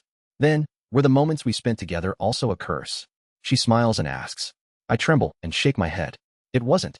Then, was everything I left behind also a curse and suffering? She points at the colorless glass swords and asks. I shake my head again. Then, she closes her eyes and brings her lips towards mine. She kisses me. I stand stunned, feeling her cold, surreal lips for a moment. After she pulls away, she asks. Was what I just gave you also a curse? No, it wasn't. Hyangwa embraces me. Whether I became a wandering spirit or someone opened the gates of the netherworld, I came here for one reason. Hearing her next words, I feel as if something that had been buried deep within my heart for 200 years is being cleansed and swept away. I love you. Not being able to say it directly was my lingering regret. I embrace her, releasing the words that have knotted in my heart. I love you too. The human heart is indeed peculiar. As I utter the pent-up words and read her feelings in the rosy hues of intent, I realize the hidden aspect of the Een Soul Ghost incantation. Perhaps a realm unknown even to its creator. No, rather, a realm I discovered by far surpassing the creator. Wawoom. The black curse spells that have been attached all over my body begin to reverse. Even if a person's life is filled with pain and curses, if the hearts of people connect and understand each other, maybe that can be an endless blessing. The black curse spells reverse all at once, revealing what was hidden. In the ruins of the Black Castle, where Yuan Li had died, core formation cultivators still scavenge through the remains for the treasures Yuan Li had hidden. The nascent soul-old monster's abode keeps yielding more treasures. We almost died, but it was worth it. But where did cultivator Co Ran go? One of the cultivators looked for Co Ran. Not sure. He flew off in a hurry somewhere. Maybe he found something. I wonder what treasure he found to make him fly off so madly with that usually empty expression. That is curious. Well, it doesn't matter. We've gathered enough for ourselves anyway. While they were rummaging through Yuan Li's residence, one of them sensed something unusual. Wait, what's that? The black ghost curse banner used by Co Eunhyun to immobilize Yuan Li's body. From the black ghost curse banner, a brilliant white light begins to emanate. The sticks with black lumps that Co Eunhyun planted and left behind in the desert. The lumps on those sticks began to shine white brightly. And then, boom, the lumps burst open, flowering like buds. The blooming flowers are covered in pure white, each with 6 petals. Boom, boom, boom. Following the path Co Eunhyun had walked, hundreds of white magnolias began to sprout in the desert. Boom. I laugh, watching the white spells bloom from my body. The white blessings appearing all around seem to have the opposite properties of the cursed spells. Look at that. You're alive and even created a new method. It's just the Een Soul Ghost incantation, expressed with the feelings I share with you. But it's completely different. We chat and laugh together. It's my first laugh in 200 years, but strangely, it doesn't feel awkward at all. If I may suggest, as a fellow co-creator, may I name this method? Feel free to do so. She reaches out towards the floating blessings, which seem to be transforming into the shape of white magnolias. How about white orchid blessing incantation? Is that all right? I support her hand with mine beneath it. I will remember it. We watch the blessings float into the sky for a while, and then our eyes meet. Her soul is becoming increasingly transparent, rising into the air. I won't forget either. Yes. I can't control my trembling voice. Suddenly, I open my storage artifact. I remember reading about it in Co Rant's library. The immortals of the higher realms, when they form a union, do this. I take out the remaining bottle of white red wine. Will it be all right? As she floats higher, she nods. I rummage through my storage artifact. There are no cups. I have no choice but to pour half of the white red wine in front of her grave as a substitute. Then, I drink the remaining half in front of her. Wawoom. As the white red wine enters my nearly shattered golden core, its effects activate, reconnecting me with my Dharma treasures. Wawoom. The 3,000 colorless glass swords planted around begin vibrating. And then, as her soul turns into a small orb of light, losing its form and ascending to the sky, the orb of light spins around in the air. It's as if she's dancing the twin immortals dance with someone again. Perhaps she's unconsciously recalling the memories of those days when she was alive, those happy moments, and their dance movements. I watch the sky endlessly, then slowly sit down. My strength is now fading away. I take her Naragi from my waist. With the last of my strength, I heat her heirloom with Dan fire, transforming it into a Dharma treasure. I close my eyes and hold the Naragi deeply to my heart. Whether it's the lingering effects of the white red wine or the Naragi itself, I feel a strong connection forming. My strength begins to ebb away. Yuan Li's last desperate cry echoes in my mind. What is the difference between a blessing and a curse? Maybe the difference between blessings and curses isn't life and death. Perhaps, if the hearts of people connect, that is a blessing. And if the hearts are severed, that is a curse. This life has been hell. But at the end of this hell, I connected my heart. Maybe hell and heaven, curses and blessings, are determined by the connection between people's hearts. With this realization, I escape from the last cry of Yuan Li. I loved you. Thank you for sharing your heart with me. With a faint smile, all energy drains completely from my body. My meridians and golden core, which should have collapsed long ago, begin to lose their strength. Thus, at the edge of hell, I close my eyes in heaven. Wawoom. As Co Eunhyun closed his eyes, the colorless glass swords scattered around started to rise into the air. The swords, now strongly connected to their owner, begin to return to his body one by one. The 3,000 colorless glass swords, returning to the golden core of the smiling past Co Eunhyun, begin to impale his body one by one. Suddenly, Co Eunhyun's Naragi and the 3,000 colorless glass swords simultaneously emit a bright light. The mother of Buk Hyangwa, the wife of Buk Jungho, Yun's tomb. There are 2 trees that have grown near the magnolia tree at the tomb. The 2 trees, which somehow grew for over 200 years, bloom their flowers on the same day. A quince tree and a white magnolia. From each of the two trees, a flower falls. The flowers of the two trees land on the altar prepared for a wedding ceremony 200 years ago. And then, whoosh, a gust of wind from inside the tomb carries the quince flower away from the altar, somewhere into the desert. The white magnolia remains in place, while the quince flower flies off to the unknown. This is Co Eunhyun's 11th return. Translator notes, there you have it. Honestly, I probably overdid it with the mass release considering the length of the chapters, almost 25,000 words, but I felt that reading it all at once is the best experience. With that said, I hope you all enjoyed, and I'm going to take a day or two off. See ya. Chapter 130, 11 Cycles, First Day. Translating Novice. Blink. I slowly opened my eyes. This death was more peaceful than any before, and at the same time, the most painful one. Drip. Tears fall, but I wipe them away and regain my composure. At the end of my life, I fully felt her heart. She wished that I would not die but live. She hoped that I would no longer be sad. Going forward, it will be impossible not to feel sadness in life. But let's not torment myself to the point of collapse, because she would be sad. With that resolution, I form a hand seal. The domain of consciousness vibrates, putting to rest my colleagues attempting to awaken. A familiar headache resounds in my head. Whoom. I suppress my consciousness right away through the 5 elements blood curse banner within my upper dantian. No need for hastily splitting my consciousness or eating yellow bamboo root. It's quite convenient. And then, stab. I stagger, clutching my stomach. What's this now? After the headache, it's now the stomach? In incomprehension, I clutched my stomach, gritting my teeth. My stomach, or more precisely my dantian, started hurting as if it's being torn apart. Why again? After gritting my teeth, I decided to first look for yellow bamboo roots. Shortly after, I consumed a bamboo root and quickly underwent complete transformation, rapidly forming my inner core.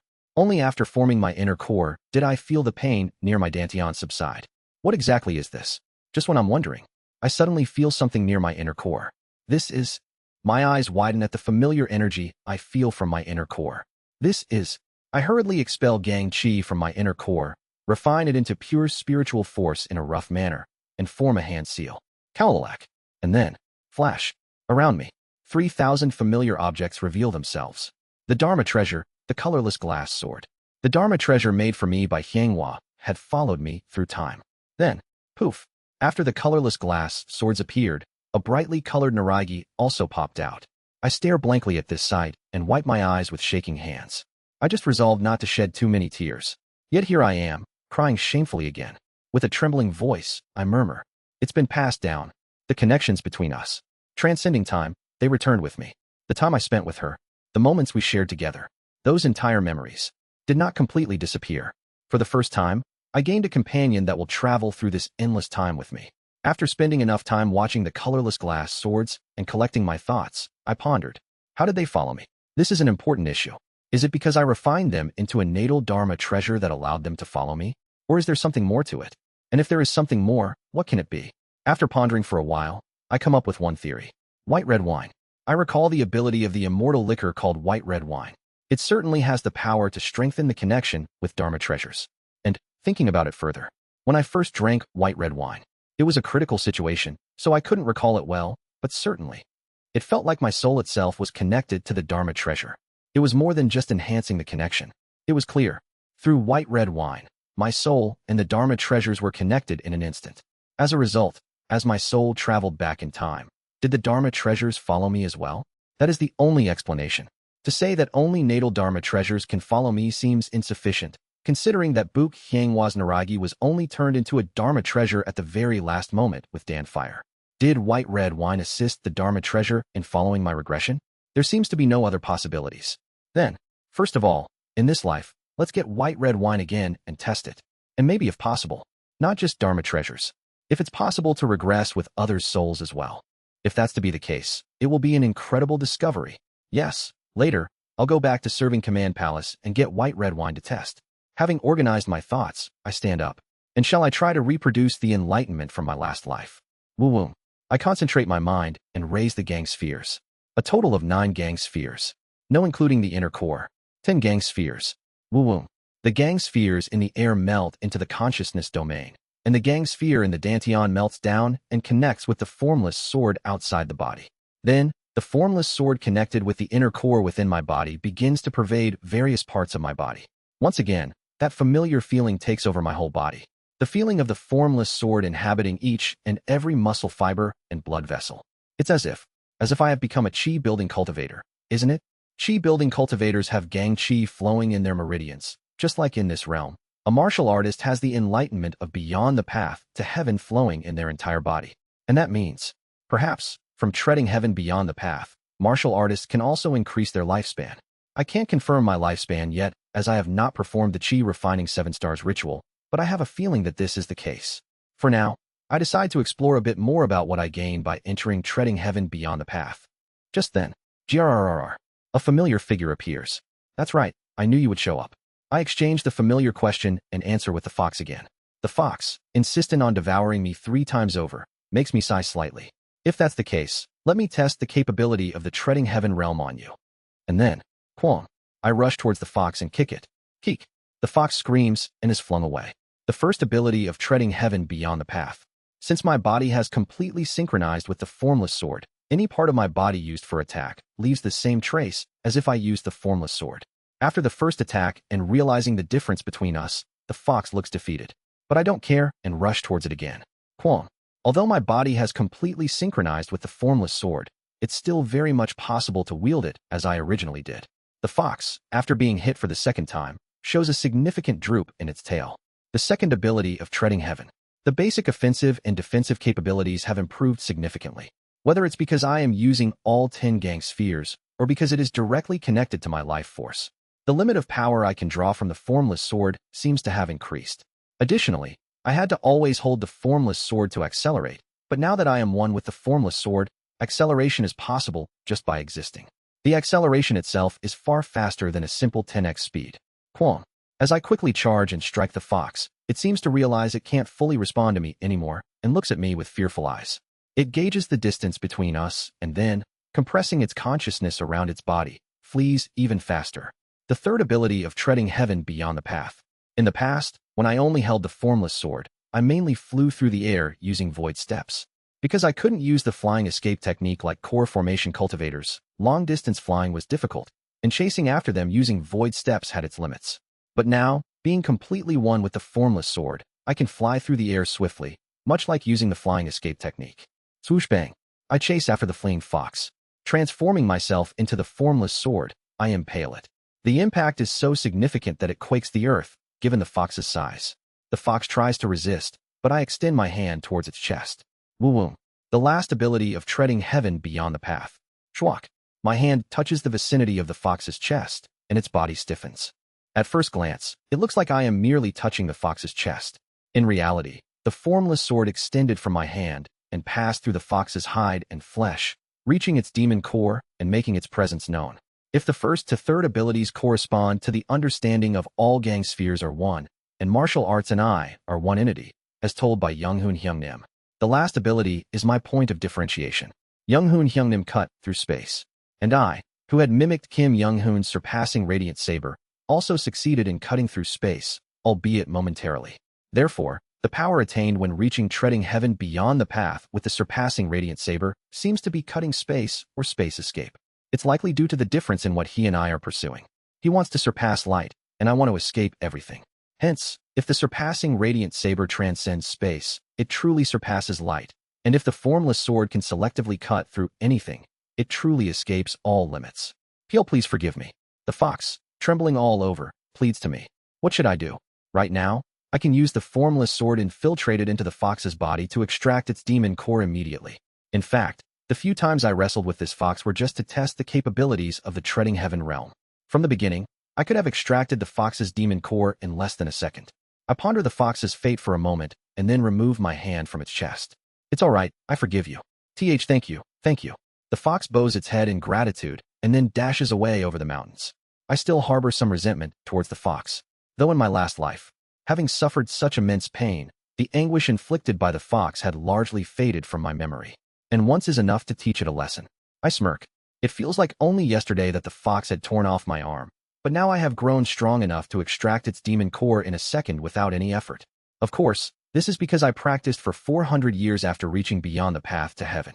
I slowly return to my companions.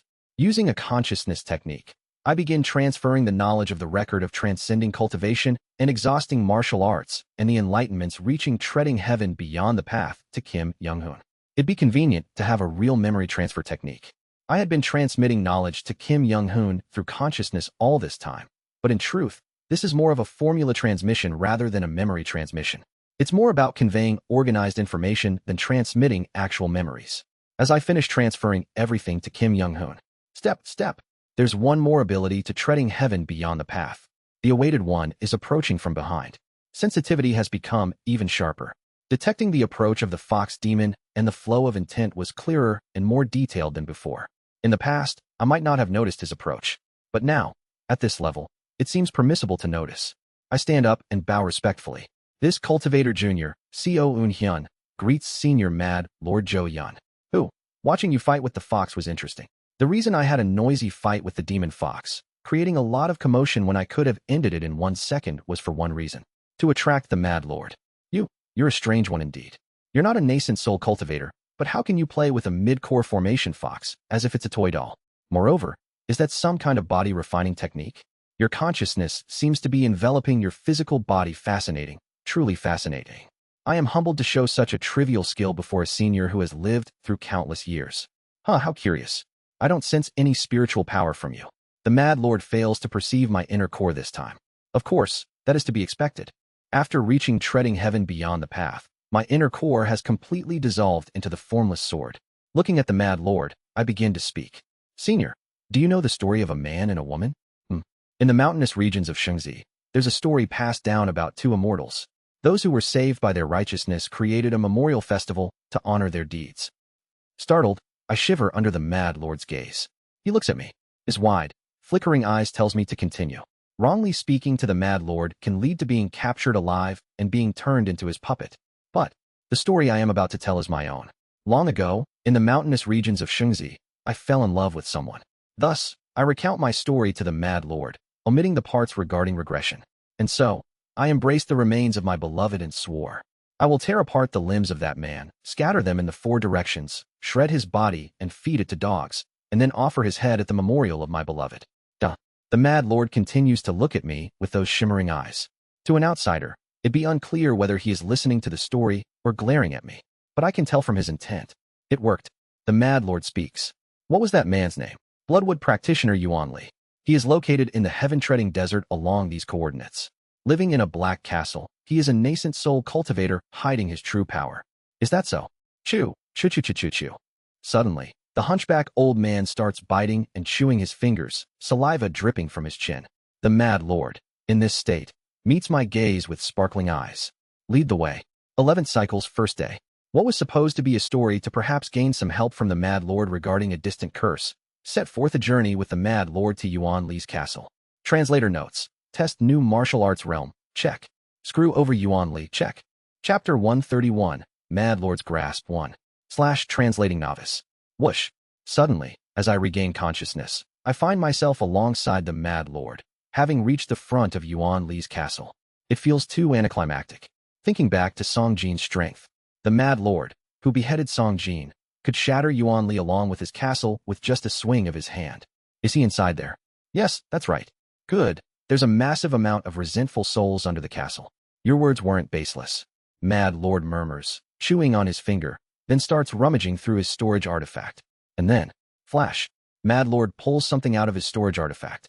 It's a small stone doll, a small statue, resembling a stone guardian. And when the Mad Lord throws that statue towards the black castle, whoom, the statue grows larger and larger. Expanding and increasing in size, the statue becomes as large as a mountain range and falls onto the small black castle. Quong. It sounds as if heaven and earth are colliding. The defensive barrier of the black castle seems to activate but instantly shatters, and the statue continues to fall, crushing the black castle. Rumble. Starting from the top, the castle begins to crumble under the statue. Then, familiar clouds of blood emerge, trying to block the statue. Senior, whoever you may be, how can you torment a junior who can't even participate in the ascension? With gleaming eyes, Mad Lord speaks. Don't worry. I'll accept you into my world and rebirth you into a fine new being. You'll make a fine piece. At those words, Yuan Li screams in terror. This Mad Lord, this lunatic. I'm not a lunatic. I'm an artist. She told me so. I am an artist. Mad Lord speaks while chewing on his finger, and Yuan Li, realizing the futility of communication, desperately summons blood clouds to block the statue. Just then, Kuga-guga-gugu. From a distance, a blue radiance is hurtling towards us like a crazy river winding through the sky, revealing a majestic being. It's Seo Huiol, the Sea Dragon King. Old man Mad Lord, why are you oppressing a young junior during such an auspicious time? Swoosh.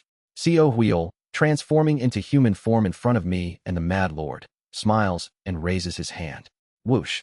Blue light swirls around his hand, and the statue the Mad Lord had thrown begins to slowly rise into the air. Yuan Li is seen relaxing below. Old man Mad Lord, if something displeased you, please don't do this during such a sacred time, and ignoring Seo Huiol's words, Mad Lord looks at me with gleaming eyes. I'll turn that worm-like beast into snake soup. So in the meantime, you take revenge for your her. Yes, thank you. Seo Huiol's gaze meets mine. Oh my, this fellow Taoist. You seem to have learned a unique method. It's better to resolve things through dialogue, not fighting. Then, the Mad Lord with still gleaming eyes takes out a box as big as himself from his storage device and flings open the lid. Shut up, you blue worm. I'll brew snake liquor with you today and drink it with her. Oh my. Seo Huiol cringes and dodges, and something leaps out of the Mad Lord's box. After thanking the Mad Lord, I rush down below. Boom. It seems I'm back right away after making a mess last time. It's a strange feeling. I enter the interior of the Black Castle. There, I see a familiar face. Yuan Li. Who are you? A friend of the Mad Lord? If so, could you please spare? I look around inside the Black Castle. The smell of blood is still strong. Kuga-guga-goo. Above, cultivators at the Heavenly Being stage are fighting, causing tremendous shockwaves. Actually, you're not my enemy. What? Strictly speaking, this guy has not yet committed the massacre. So, he is not my enemy yet. But, looking around and glaring at Yuan Li, the scent of blood wafting from everywhere. The wails of numerous resentful souls beneath the Black Castle. The Longsource true power he has been gathering for hundreds of years. Considering everything. Still, even if you're not my enemy, you seem like someone who deserves to die. What? I draw my colorless glass sword. Die. Crash. Before he can react, I charge at him. Ack. It's a simple body slam, but it's enough to punch a hole in his stomach. This bastard. Yuan Li pulls out his pagodas and starts taking out other Dharma treasures. Then, I swing the formless sword at him. Swoosh. Ignoring all his Dharma treasures and defensive spells, the formless sword cuts right through him. He looks at me bewildered, as if he can't comprehend what just happened. But without bothering to explain, I swing dozens of strikes at his body. Dice and slice. In an instant, he is shredded into a mist of blood. Die. Pugwagwagwagwa. The fox that continuously tore off my arm had planted a deep-seated anger in me. In my past life, facing the fox, I was furious and angry. However, my feelings towards Yuan Li who killed her are of hatred, and even more concentrated and sticky malice than anger. Because it's more condensed, my malice doesn't erupt as easily as with the fox. Swinging the formless sword, I continuously break through Yuan Li's defenses and dodge his attacks. Actually, there's no need to dodge. Flash. I just target the most crucial cores that serve as the link of the spells, letting all other parts pass through. Then, when I cut it down, the spell dismantles. What nonsense is this? What are you? Yuan Li, in panic, presses me even more. But I easily dodge his techniques. The speed at which I can accelerate has changed compared to before. Zip. After evading his attacks, I approach him and slash down with the formless sword. The formless sword, passing through the unnecessary, directly slices through Yuan Li's golden core. He shudders in pain. Wawoom. He then forms hand seals and blood clouds flow and are absorbed into his body, beginning to regenerate his golden core. But, keep regenerating. Dice and slice. As soon as the golden core regenerates, I swing the formless sword again, cutting it off. I'll cut you down again and again. Churik Chirararak. You won't even have time to search for your blood spirits scattered near the heaven-treading desert. At my words, he shudders and glares at me. You? How do you know about my blood spirits? There's no need to know. I simply reply and charge at him again. You? Fine. I'll treat you as a fellow nascent soul cultivator for now. Wawoom. He summons his bizarre ghost beast and ghost kings. Suddenly, it becomes a 4-against-1 situation. But, strange. Why doesn't it feel burdensome at all? It isn't a matter of pure power or weight class. The enemy's intent is more vividly visible. Even if the area is covered with his consciousness, it's like I can clearly read Yuan Li's intent from within. Boom, boom, boom, boom. The Blood Cloud Ghost Kings swing their scythe at me. From all 6 directions, the Ghost King's strikes surge at me. But I entrust myself to the flow of emptiness and dash towards one point. Boom. With the formless sword imbued throughout my body, I shatter the weakest part of the attacks and break through. The bizarre ghost beast rushes at me. It sweeps at me with its tail-like part. A hit that would surely reduce me to shreds. However, I don't feel like it will hit. I dodge the ghost beast's attack and then dodge the attacks of the ghost kings from both sides. After that, Wawoom, I throw the formless sword at Yuan Li, who is casting spells from afar. Yuan Li is shocked and tries to dodge, but, slice. The formless sword changes its trajectory and pierces through Yuan Li's body. He screams silently again, injecting the life force he has gathered into the freshly divided golden core, trying to heal it. So that's it. Your attacks traverse planes, not just cutting what you want, but adjusting the level of the plane. To nascent soul cultivators, there can be no attack more vicious than that. Yuan Li spits out some words, but I silently dodge the attacks of the ghost beast and ghost kings approaching him. Truly, before he commits the massacre and collects the blood spirits, he is truly weak. Compared to him 200 years later, it's almost embarrassing to consider them the same person. I feel his utmost effort to stop me, but that's it. Wawoom. He sends hidden spells at me. Not quite at the level of record of transcending cultivation and exhausting martial arts, but still difficult to perceive. However, using the strange sensation felt after reaching the treading heaven realm, I cut through his techniques and take another step towards him. Yuan Li flinches. You? Do you know nothing about planes? Are you not cutting knowingly, but just instinctively? He trembles. You bastard, what are you? I'm asking what you are. Damn it, get away. Quang. I take steps towards him, one at a time. In terms of pure power, I am still weaker than him. However, the true power of the formless sword, gained through the abilities of the treading heaven realm, makes it easy to slice through his techniques. It's a simple strategy. Let the tough parts pass through and cut only the vital, weaker parts. No defense can stop it. No matter how much he tries to block, it's futile. Boom. Bang. My formless sword cuts through his vital parts again, and he spits blood while thrown backward. If you can't even grasp the concept of planes, you're not a nascent soul cultivator. But what is this ability to freely transcend planes? Let me ask you something. I approach him and ask, is life a blessing or a curse? What? He asks back, not understanding. Swoosh. I point my formless sword at him. Fighting with you, I'm gradually getting a feel for it. I've only been attacking your vital parts, but if I concentrate, I can cut through all physical defenses and directly target the most crucial essence, the soul. No matter how many times you regenerate, I can kill you.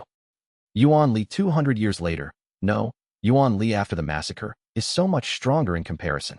Even if the Black Castle provides him with the power of an early nascent soul due to his core formation, grand perfection cultivation, it seems it only amplifies the power of his abilities, not actually creating a nascent soul. The difference between the present him and the him when he possesses a nascent soul is immense. Of course, it's not an exaggeration to say he was originally a nascent soul cultivator. He grits his teeth seeing my focus on the formless sword. You've raised your plane to the extreme. Haha, you can even cut through souls. First, answer my question. I look at Yuan Li expressionlessly. Is life a blessing, or is it a curse? Are you asking such an obvious thing? He chuckles. Obviously, it's a tremendous blessing. How big a blessing it is to have this body and breathe in this world. Do you know? Life is a blessing, and death is the curse given to humans. Is that so? I wanted to ask the same to Yuan Li in my past life, but I was too blinded by rage to ask properly. Why are you asking such a thing? Do you think the opposite? I used to. What? He looks at me as if I'm crazy, but I just smile. But now I'm sure. It's neither. Yuan Li looks at me, not understanding at all. Neither life nor death are the criteria to determine a blessing or a curse. And, seeing you today, I'm sure. You're certainly not living a blessed life. What dog shit are you spouting? Dog shit, you say. I smirk. Even if I speak nonsense, isn't it your wish to live even a moment longer by letting me ramble on? His face behind the mask twists hideously. Now then, farewell. I don't wish to see you again. Wait. Oh, look here, calm down. First, can you at least explain why you're killing me? Someone I've never seen before suddenly comes to kill, I can't quite understand. Understand. I point to the source of the bloody stench emanating from the Black Castle. Did you seek understanding from those you've killed? When you trample others so miserably, shouldn't you know you can end up the same? Wait. Listen, right? We have no relations, right? You had no relations with them either. And no, don't do that. No, I don't want to die. Please, I beg you. Do you know how precious it is to be alive? Please don't kill me. Someone who understands that shouldn't have stolen others' lives. I swing down my formless sword. No. Swoosh. My formless sword, cutting through his head, splits his soul. He dies, unable to even collect his blood spirits. Hiss. As Yuan Li dies, The black mask covering his face also crumbles. Yuan Li's face is a blank nothing. He claimed proudly that being alive is a blessing. But this monster, who devoured people and lost even his own face through synthetic bodies, who could he have truly connected with? What is life to someone who lived without a heart, so desperately clinging to it? I don't particularly want to know. I cut off Yuan Li's head and exit the Black Castle. Outside the castle are Mad Lord and Xiao Huiol. Near Xiao Huiol are the faces I had seen in my previous life, all surrounding the Mad Lord. Old man Mad Lord, please calm down and listen to what I'm saying. Shut up, you venomous snake. Don't block my way. Old man. Then, Xiao Huiol's gaze suddenly turns towards me. I meet Xiao Huiol's eyes, smiling faintly, and lift Yuan Li's head. Shifi. Suddenly, it's cold. Although Xiao Huiol looks at me with a faint smile, it feels as if I'm thrown naked into the depths of the sea, engulfed by the cold currents. How is it, Xiao Huiol? Despite his unchanging expression, I read his intent and heart essence, feeling an unprecedented pleasure. Mad Lord begins to laugh crazily, seemingly reading Xiao Huiol's ever-changing intent. Ha ha ha ha. You ha ha. What he did must have really bothered you that much, huh? Right? What wicked plot were you cooking up this time, huh? Xiao Huiol, who had been silently looking at me, speaks to the Mad Lord. It's nothing serious. Just seeing a promising junior among the humans, I, as a senior in the cultivation world, feel content regardless of race. I read Xiao Huiol's intent, surprised to see he seemed to be genuinely resolving his feelings. Why? Wasn't Yuan Li important to him? While I'm pondering, Wawoom, Xiao Huiol suddenly appears right in front of me. He just leaped through space. It wasn't about speed. I literally felt space opening up for a moment. Xiao Huiol looks at me and smiles gently. Yuan Li, once a devil who killed one of the latter generations of the Sea Dragon tribe, was someone whom I personally admonished. However, it appears he could not rid himself of his vile nature and committed numerous massacres. It seems you have properly educated him. What can possibly be this man's intentions to speak to me as such? Xiao Huiol grins at me.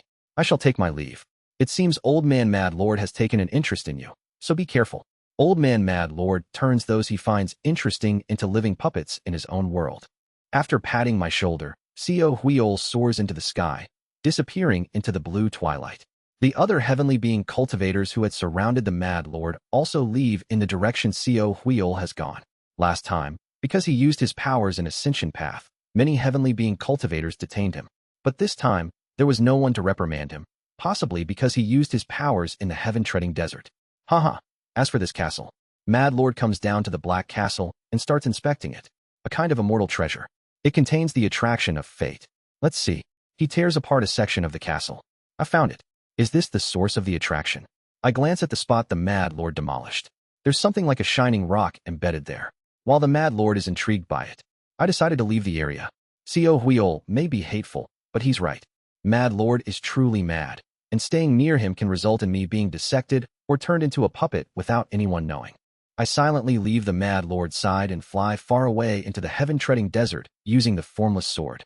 Thus, on the first day of my return, I eliminated Yuan Li, the source of the heaven-treading desert massacre, and escaped from the Mad Lord. I thought all the problems of this life have been solved. Where are you going so quickly? Chill. Whir. A puppet with wings resembling a wasp's, similar to a grotesque insect, is suddenly flapping next to me. The puppet, eerily resembling the Mad Lord, echoes his voice. Now that I think about it, I forgot to tell you. After hearing your story, I was so moved that I consulted with her. We agreed to help you with your revenge and welcome you into our world.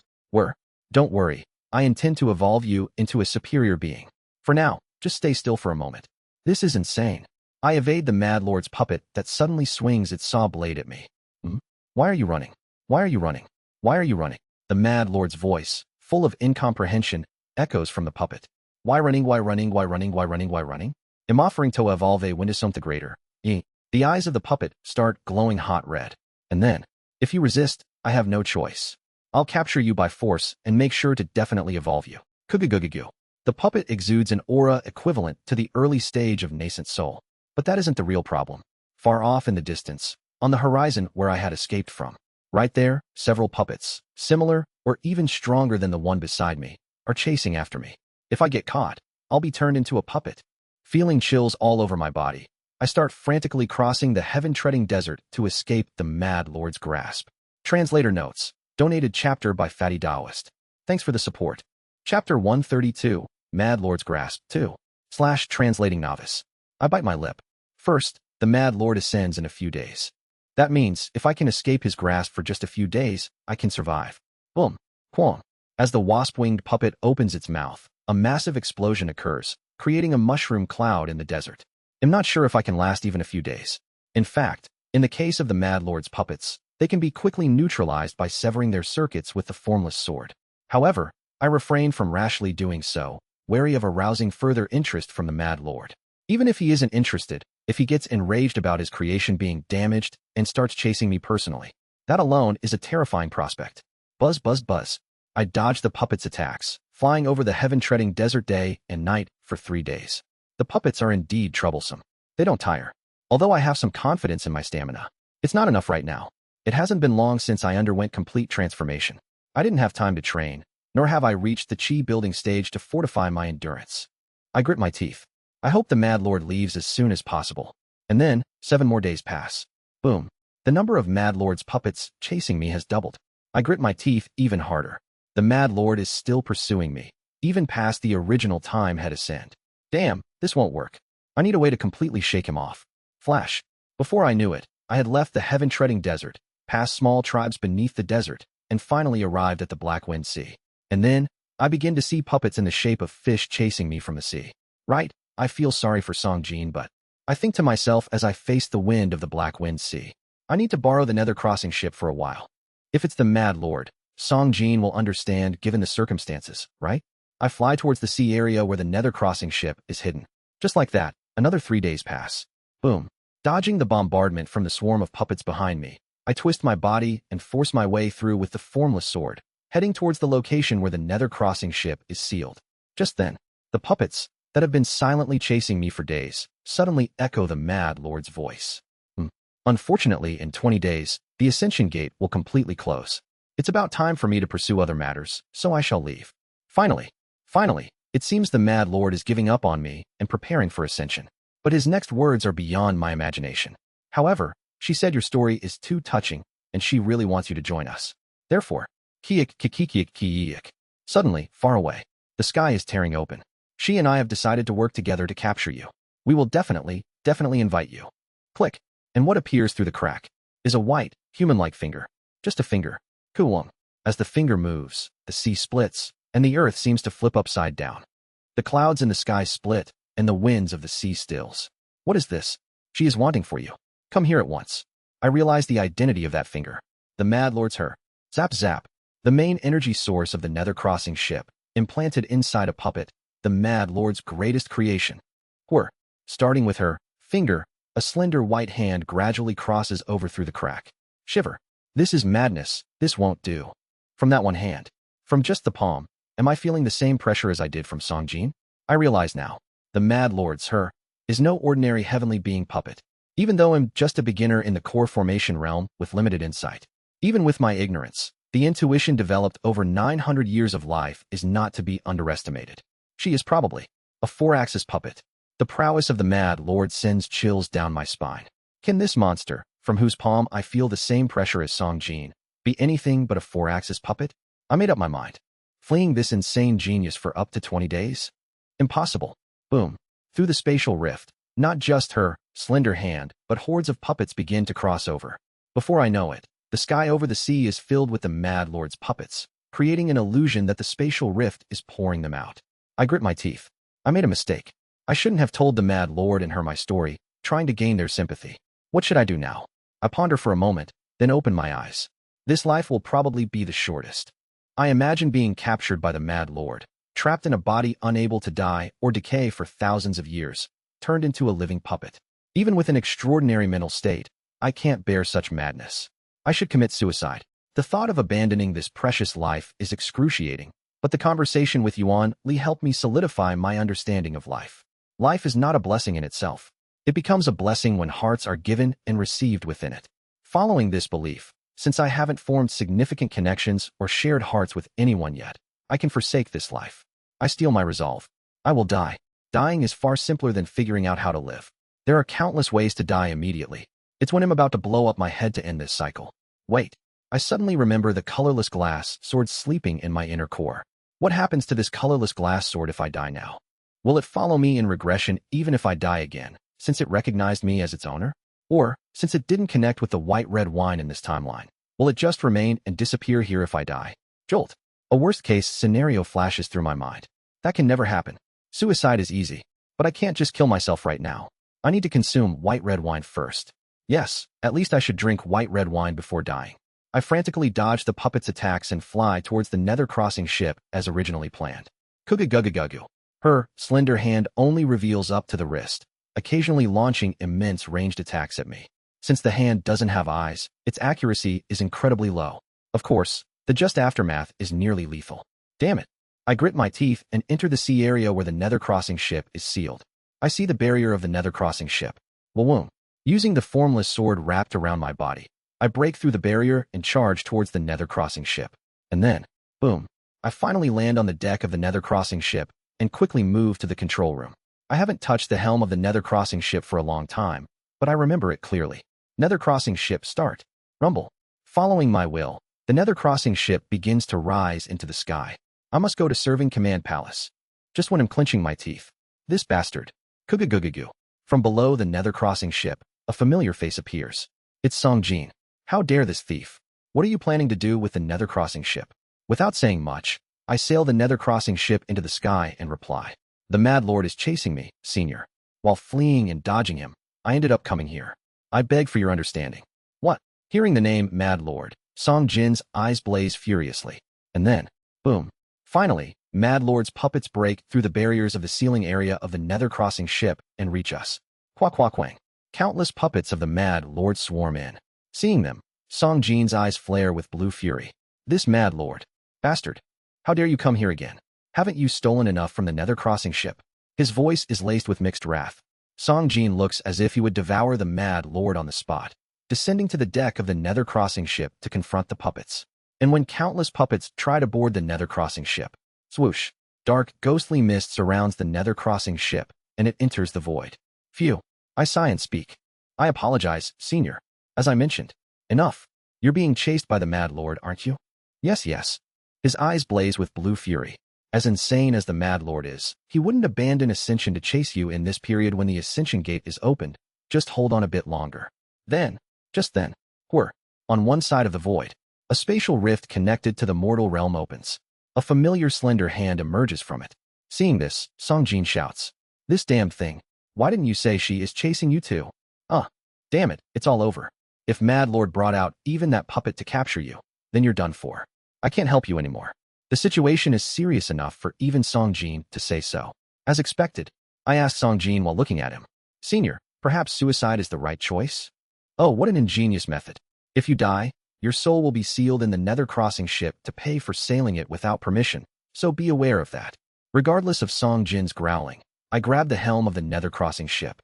I already know the coordinates of serving command palace at this time. Then, if I'm going to commit suicide, I might as well use the nether-crossing ship a bit more before I do. What? Flash. I glance at the dazzling, space-distorting slender hand in the distance and move the nether-crossing ship. Flash. The nether-crossing ship enters the space in the mortal realm, and from there, I direct it towards the coordinates of serving command palace. What a tumultuous time in such a short duration. I click my tongue, seeing serving command palace floating in the void in front of me. I weave pure spiritual force and create the barrier-breaking scroll. When I finish creating the scroll, again, a space rift connected to the mortal realm opens, and her slender hand stretches out. Boom. After annihilating the prohibition, I enter the interior of serving command palace. The floor with white-red wine. I frantically ascend to the upper floors of serving command palace, searching for the immortal wine. I found it. Quong. Quong. Using the formless sword, I cut all the main circuits inside the barrier and furiously hammer it. And then, crackle. One side of serving command palace begins to crumble. Shiver. What appears, as the wall of serving command palace crumbles, is her slender hand, which has already emerged up to the wrists. I feel a chill from the explosive force emanating from her slender hand. Quickly, snap. She spreads her hand. And then, quong. My formless sword finally breaks the barrier. I already know which jar contains white-red wine. Pop. I hastily open the lid of the white-red wine and gulp it down directly from the jar. Once again, the Dharma treasures placed inside my body buzz, deepening their connection with me. Certainly, I distinctly feel the connection between my soul and the Dharma treasures. It's then, A tremendous gravitational force is felt from her hand. It feels like I'm being directly sucked in. Ugh. Indeed, my body is being drawn towards her hand. Resistance is impossible. Damn, no, this won't do. I need another method. Rumble. In the distance, Song Jinho holds the helm of the nether-crossing ship and crosses into the mortal realm. I clench my teeth and take the starting form. In the life before last, I followed Kim Young-hoon's footsteps, discovering treading heaven beyond the path.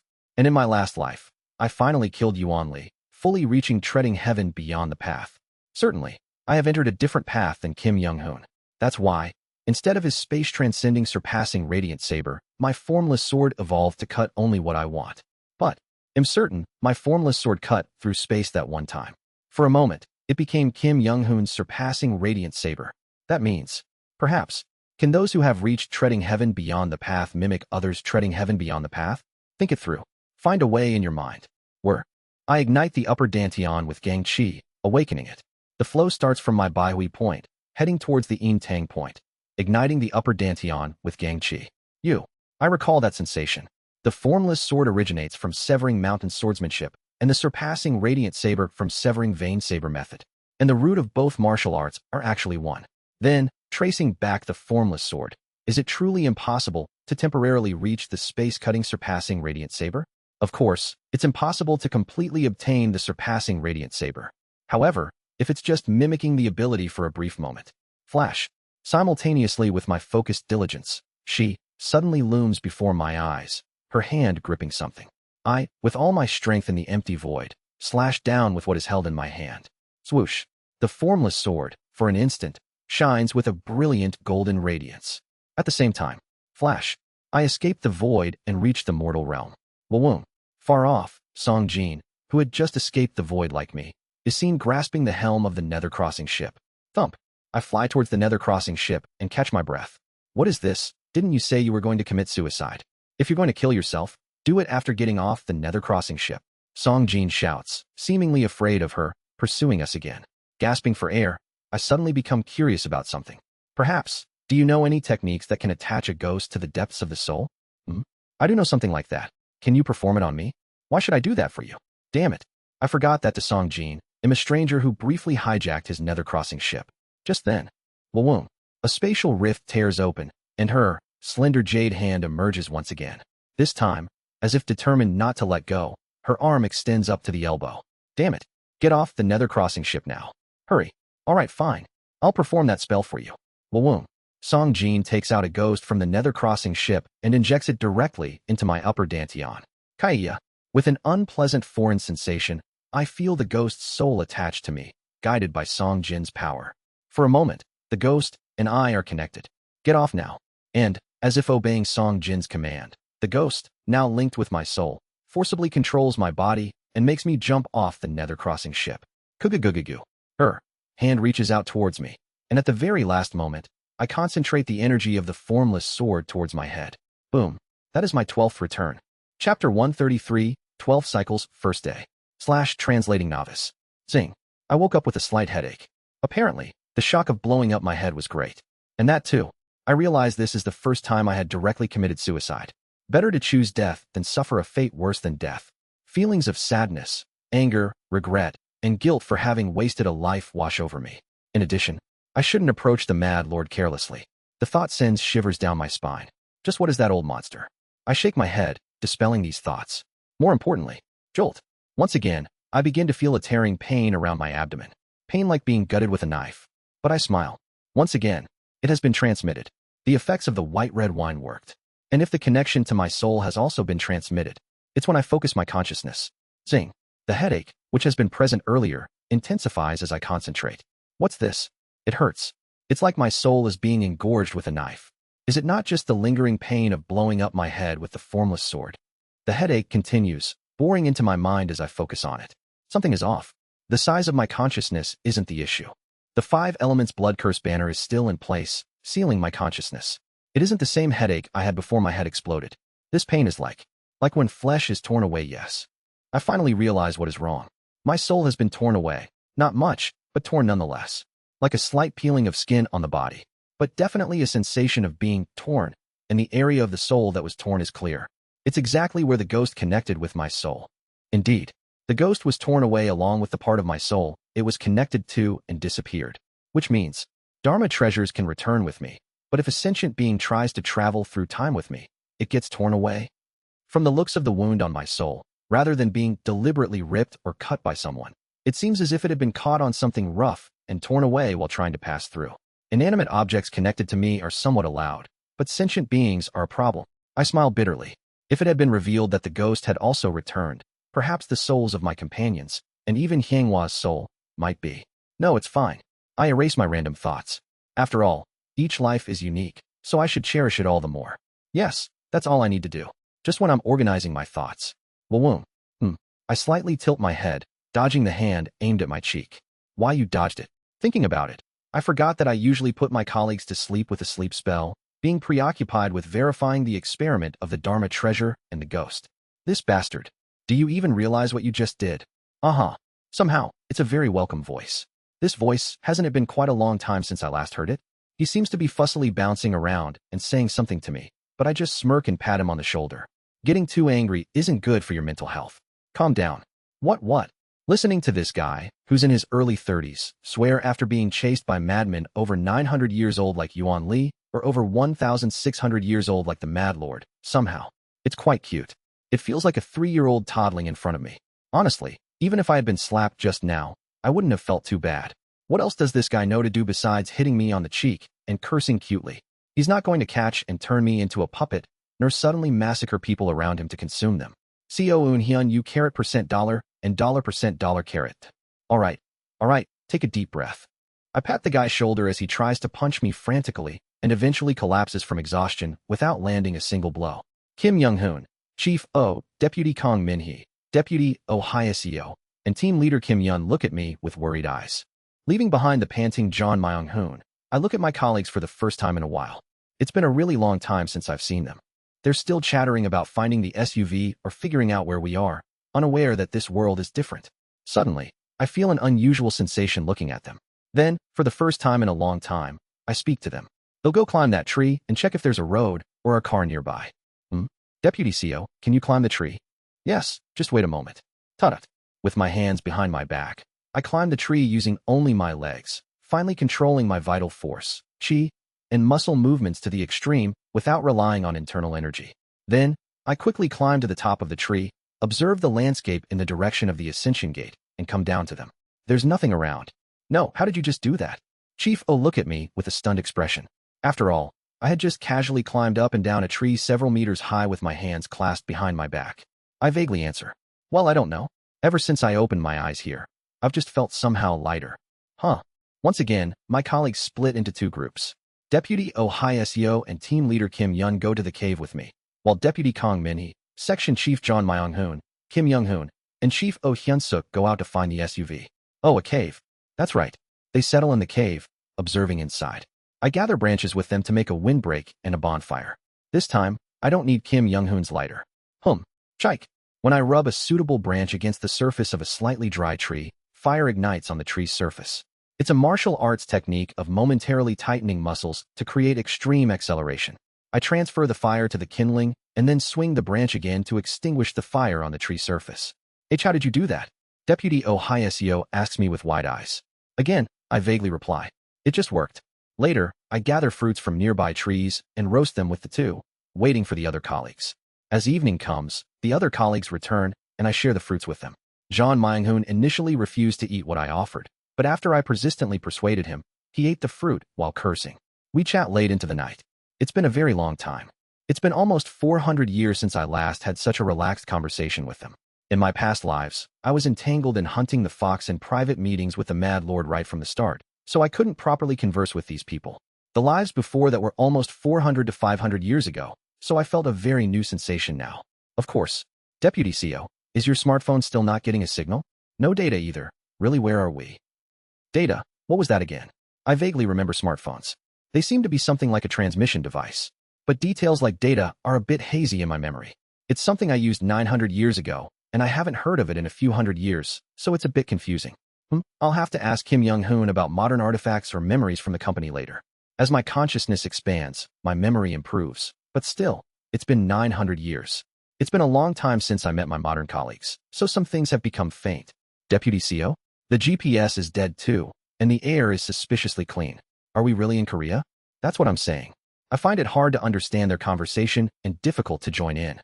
But still, it feels good to chat with my colleagues after such a long time. Whoosh. As all my colleagues fall asleep, I head outside to where a yellow bamboo root is. I missed the time to eat the yellow bamboo root before because I didn't put my colleagues to sleep right away. Crunch, crunch. I ate the ginseng and underwent complete transformation. As my consciousness domain properly settles, it completely fills the surroundings without needing to be sealed with the 5 elements blood curse banner. The consciousness domain of a core formation. It's as vast as the fox demons. Phew. I feel the internal energy flowing in my dantian and then get up from my spot. I don't bother to form an inner core. An inner core can be formed anytime, and more importantly, will-woon. I float a gang sphere into the air. The gang sphere begins to split. With an inner core, creating and splitting a gang sphere becomes much easier, which is why I used to bother forming one. My body is already skilled in using gang spheres for over 500 years. Now, even without an inner core, it's possible to create and split a gang sphere. Will-woon. 9 gang spheres line up in the air. Swoosh. The 9 gang spheres melt and combine with my domain of consciousness to form the formless sword. I grab the formless sword and concentrate my mind. Even though I didn't become one with the formless sword after creating the inner core. The true value of treading heaven beyond the path is to fully draw out the real power of beyond the path to heaven. In other words, if I had handled it before. Will-woon. It's possible to handle it now. Pythiot. The formless sword transforms. More transparent and ethereal. There's no visible difference, but, swoosh. When I swing the formless sword, the surface of a nearby tree remains intact, but the inside is cut cleanly. Indeed, I can reproduce the realm of treading heaven beyond the path to some extent. Of course, implementing treading heaven beyond the path with just the formless sword without an inner core is much more mentally draining and troublesome. But anyhow, it's feasible. It's when I'm contemplating the realm of treading heaven beyond the path. Boom. A familiar creature appears. It's the fox. How dare you, when the master of the forest is perfectly healthy. It seems to have woken up and come here after sensing my consciousness domain, which has reached core formation. Without waiting for it to speak, I immediately swing the formless sword. Swoosh. My formless sword permeates through the fox's skin and flesh and reaches where its demon core resides. Then, it spreads in all directions, touching the major organs of the fox. At this moment, if I want to, I can extract its demon core and organs, leaving only the skin intact. If I quietly extract the demon core, even the mad lord won't notice. The eyes of the fox are filled with fear. Shiver. I calmly watch it tremble for a while. And then, shortly after, swoosh, I withdraw the formless sword from its body. Duh. The fox, realizing the overwhelming difference between us, shuts its mouth, stares at me with trembling eyes. I'll spare your life. Teach, thank you very m-. Hand over your demon core. I felt a sudden impulse to help this demon fox a little. That. Do you prefer handing over a split demon core, or prefer handing over a perfectly fine demon core? As I pressure the fox with the formless sword, it groans and eventually spits out a pure white orb from its mouth. Will-woon. As I catch the white orb, the fox's body gradually shrinks. Eventually, it turns back into a normal fox with only 3 tails. Ack. In a state of lost intelligence, the fox looks at me in a daze. Upon seeing its demon core in my hand, it shows a covetous look. Will-woon. I catch the back of the fox's neck with my formless sword and drag it in front of me. The fox yelps and cries out in fear. Be quiet. Stay by my side for a few days. After smacking the fox's head, I bring it with me into the cave. The next day, my company colleagues, especially the female staff, are astonished to see the 3-tailed fox that appeared in the cave. What is this? A mutation? More importantly, it's cute. Kim Young-hoon and Chief Oh Hyun-suk's eyes widen at the sight of the 3-tailed fox, and even John Myung-hoon's eyes bulge. What is this? It's a monster. They gather and talk about the fox. Then, SSSSSSSS. A 2-headed red snake appears again. It's also been a while since I've seen this guy. Who? Man.SSS. Ugh. A peculiar scent is coming off you. Slither. Your blood. Then, the snake looks into my eyes as it is speaking. SSSSSSS. As I reveal my domain of consciousness and emit killing intent, the snake shuts its mouth. Well, if you go that way, there's a tree with delicious fruits. You will enjoy the view of the ridge. The snake glances at me and then quickly turns and flees. The company colleagues are shocked to see the talking 2-headed snake. They fearfully discuss that this place is not a normal world. I watch them for a while, waiting for the heavenly beings to arrive in a few days. A few days later, rumble, rumble, familiar faces arrive.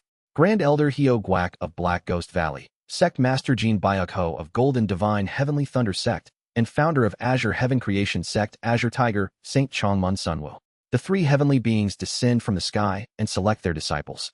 This time, since I haven't formed an inner core and am suppressing my core formation level consciousness with the 5 elements blood curse banner and hidden consciousness technique, I am of no interest to them. After Jean Byuk Ho roughly tests the qualities, everyone loses interest at the mention of 5 elements spiritual roots. Had they inspected more closely, they might have discovered the 5 elements blood curse banner. Once they confirmed the presence of 5 elements spiritual roots, they seemed to lose interest altogether. The one who showed some interest was Azure Tiger Saint. You have a core formation demon beast's demon core. That's right. Perhaps. Azure Tiger Saint speaks to me. Could you deliver that demon core to the Chongmun clan in Biokra? It might be helpful to my descendants. Wawoom.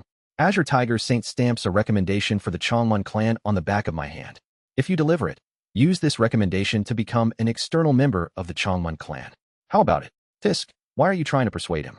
He's just a mere chi refining kid. If it were me, I would have just snatched it. Jean Byuk Ho grunts as he looks at Azure Tiger Saint who is trying to persuade me, and then tosses John Myung-hoon into his own storage artifact. Azure Tiger Saint clicks his tongue. Why snatch something from a young junior? Besides, for us, having that demon core is just a bonus. We're leaving first. Black Ghost Valley and Golden Divine Heavenly Thunder Sect leaves before Azure Tiger Saint, who then pats my shoulder. Follow us. Other heavenly beings will come too, so if you want to leave Ascension Path, you can ask them. I can't tamper with space right now as I'm raising the power of the blue sky armor. Still, it's an auspicious time as it's the period for Ascension. If you ask, the other heavenly being cultivators will surely listen. After saying this, he flies off, following Jean Byuk Ho and Heo Guak. I watch Azure Tiger Saint fly away. The next day, Kurung Kururung. Co Huiol appears. Muttering whatever to himself, Co Huiol again flies away, holding Deputy O in his arms. This time, I chose not to speak to him or even look at him. I'm sorry, Deputy O Hyasio. It's already determined. There's an attraction of fate, and every time I try to defy it, it only hastens the outcome. In this life, I have no intention of trying hard to pass my colleagues on to better heavenly beings. After all, with my current power, I can't change anything. Taking action unnecessarily might only bring more confusing results without changing anything. I'm sorry, everyone. I watch, pained, as Deputy O Hyasio also leaves us, leaving Kim Yun and Kim Young-hoon distraught. Then, in the evening, Kim Yun awakens her consciousness, and the Mad Lord appears. Shiver. Seeing the familiar face of the Mad Lord sends a chill through my body, but I manage not to show it, and carefully hide my intent and heart essence. The Mad Lord declares he will take Kim Yun as his disciple, and then lifts me and Kim Young-hoon, throwing us into a spatial rift. Using sword control, I also pull the yelping fox, grab it by the neck, and fall through the spatial rift into the void. Beyond the spatial rift, as Kim Young-hoon and I are about to disappear, she desperately reaches out to us. Seeing the color of Kim Yun's intent, I finally understand what Kim Young-hoon was talking about in Cheonseek City. Exclamation point. Gasp, gasp. I open my eyes beyond the void, suddenly feeling breathless. This place. Formless sword. Boom. Quong. Cough. I gasp for air. Mad Lord, this lunatic. I gasped for air, looking at where I emerged. I appeared underground. Randomly teleporting. Does that include underground? It's fortunate that I have the formless sword in this situation. Wait. I hurriedly expand my consciousness domain to find Kim Young-hoon. Kim Young-hoon and the fox are also trapped underground. I dig through the ground with the formless sword, rescuing them both and looking around. Familiar characters and language. This place is. A person just popped out from the earth. What's that? He's wearing strange clothes. It's the bustling area of Yinghua. I approach one of the people surrounding me and ask, is this Yinghua's? Never mind. I recall from my memory where this place is. Yinghua's Lianshan City. The city where I first landed in my very first life. It's also been a long time since I've been here. Carrying the unconscious Kim Young-hoon and the fox, I quickly move away from people's sight using my movement technique. Then, I swiftly clear nearby bandit groups and collect money. In a flash, I arrange an identity badge and a residence for Kim Young-hoon. While Kim Young-hoon is still asleep, I quickly proceed with the tasks. I hire a caretaker and a scholar to teach him additional language, writing, and culture. And then, I leave in Kim Young-hoon's mind all the essential martial art techniques. In addition, the martial principles to reach 5 energies converging to the origin, ultimate pinnacle, path beyond the heavens, and treading heaven beyond the path. Then, I throw the demon core I have been keeping to the fox. Gulp. The fox swallows the demon core and again reveals its gigantic form inside the residence. It looks at me, its eyes trembling. If you had stayed in Ascension Path during the opening of the Ascension Gate, your demon core would have been extracted. Thank you, Senior. I have a request. Yes, please give me your command. Protect this human in exchange for sparing you. I point at Kim Young-hoon. The fox immediately lays flat and nods its head like mad. Yes. He'll return someday, so don't indulge in cannibalism. I understand. I will remember. Good. After a moment's glance at Kim Young-hoon, I set off to complete the remaining tasks in this life. I confirmed what I need to do. Now reaching a realm comparable to Nascent Soul and having achieved treading heaven beyond the path. What's left is finish my tasks and return to Ascension Path. Since the days I practiced martial arts and dreamed of becoming a cultivator, a goal set a long time ago, now that I possess at least the minimum force, it's time. I gaze up at the sky. I'm going to investigate the Ascension Gate. It's something that has to be done at some point. I could get caught in a spatial storm and possibly die. But even so, it's a goal I have planned since a very long time ago. Now it's time to investigate it at least once. I'm sorry, everyone. I couldn't protect any of my colleagues. So, in this life, I will dedicate myself to finding a way back home. I quickly soar through the void. Translator notes. Haha, the snake demon was talking slowly on purpose the entire time. Donated chapter by D. Flubs. Thanks for the support.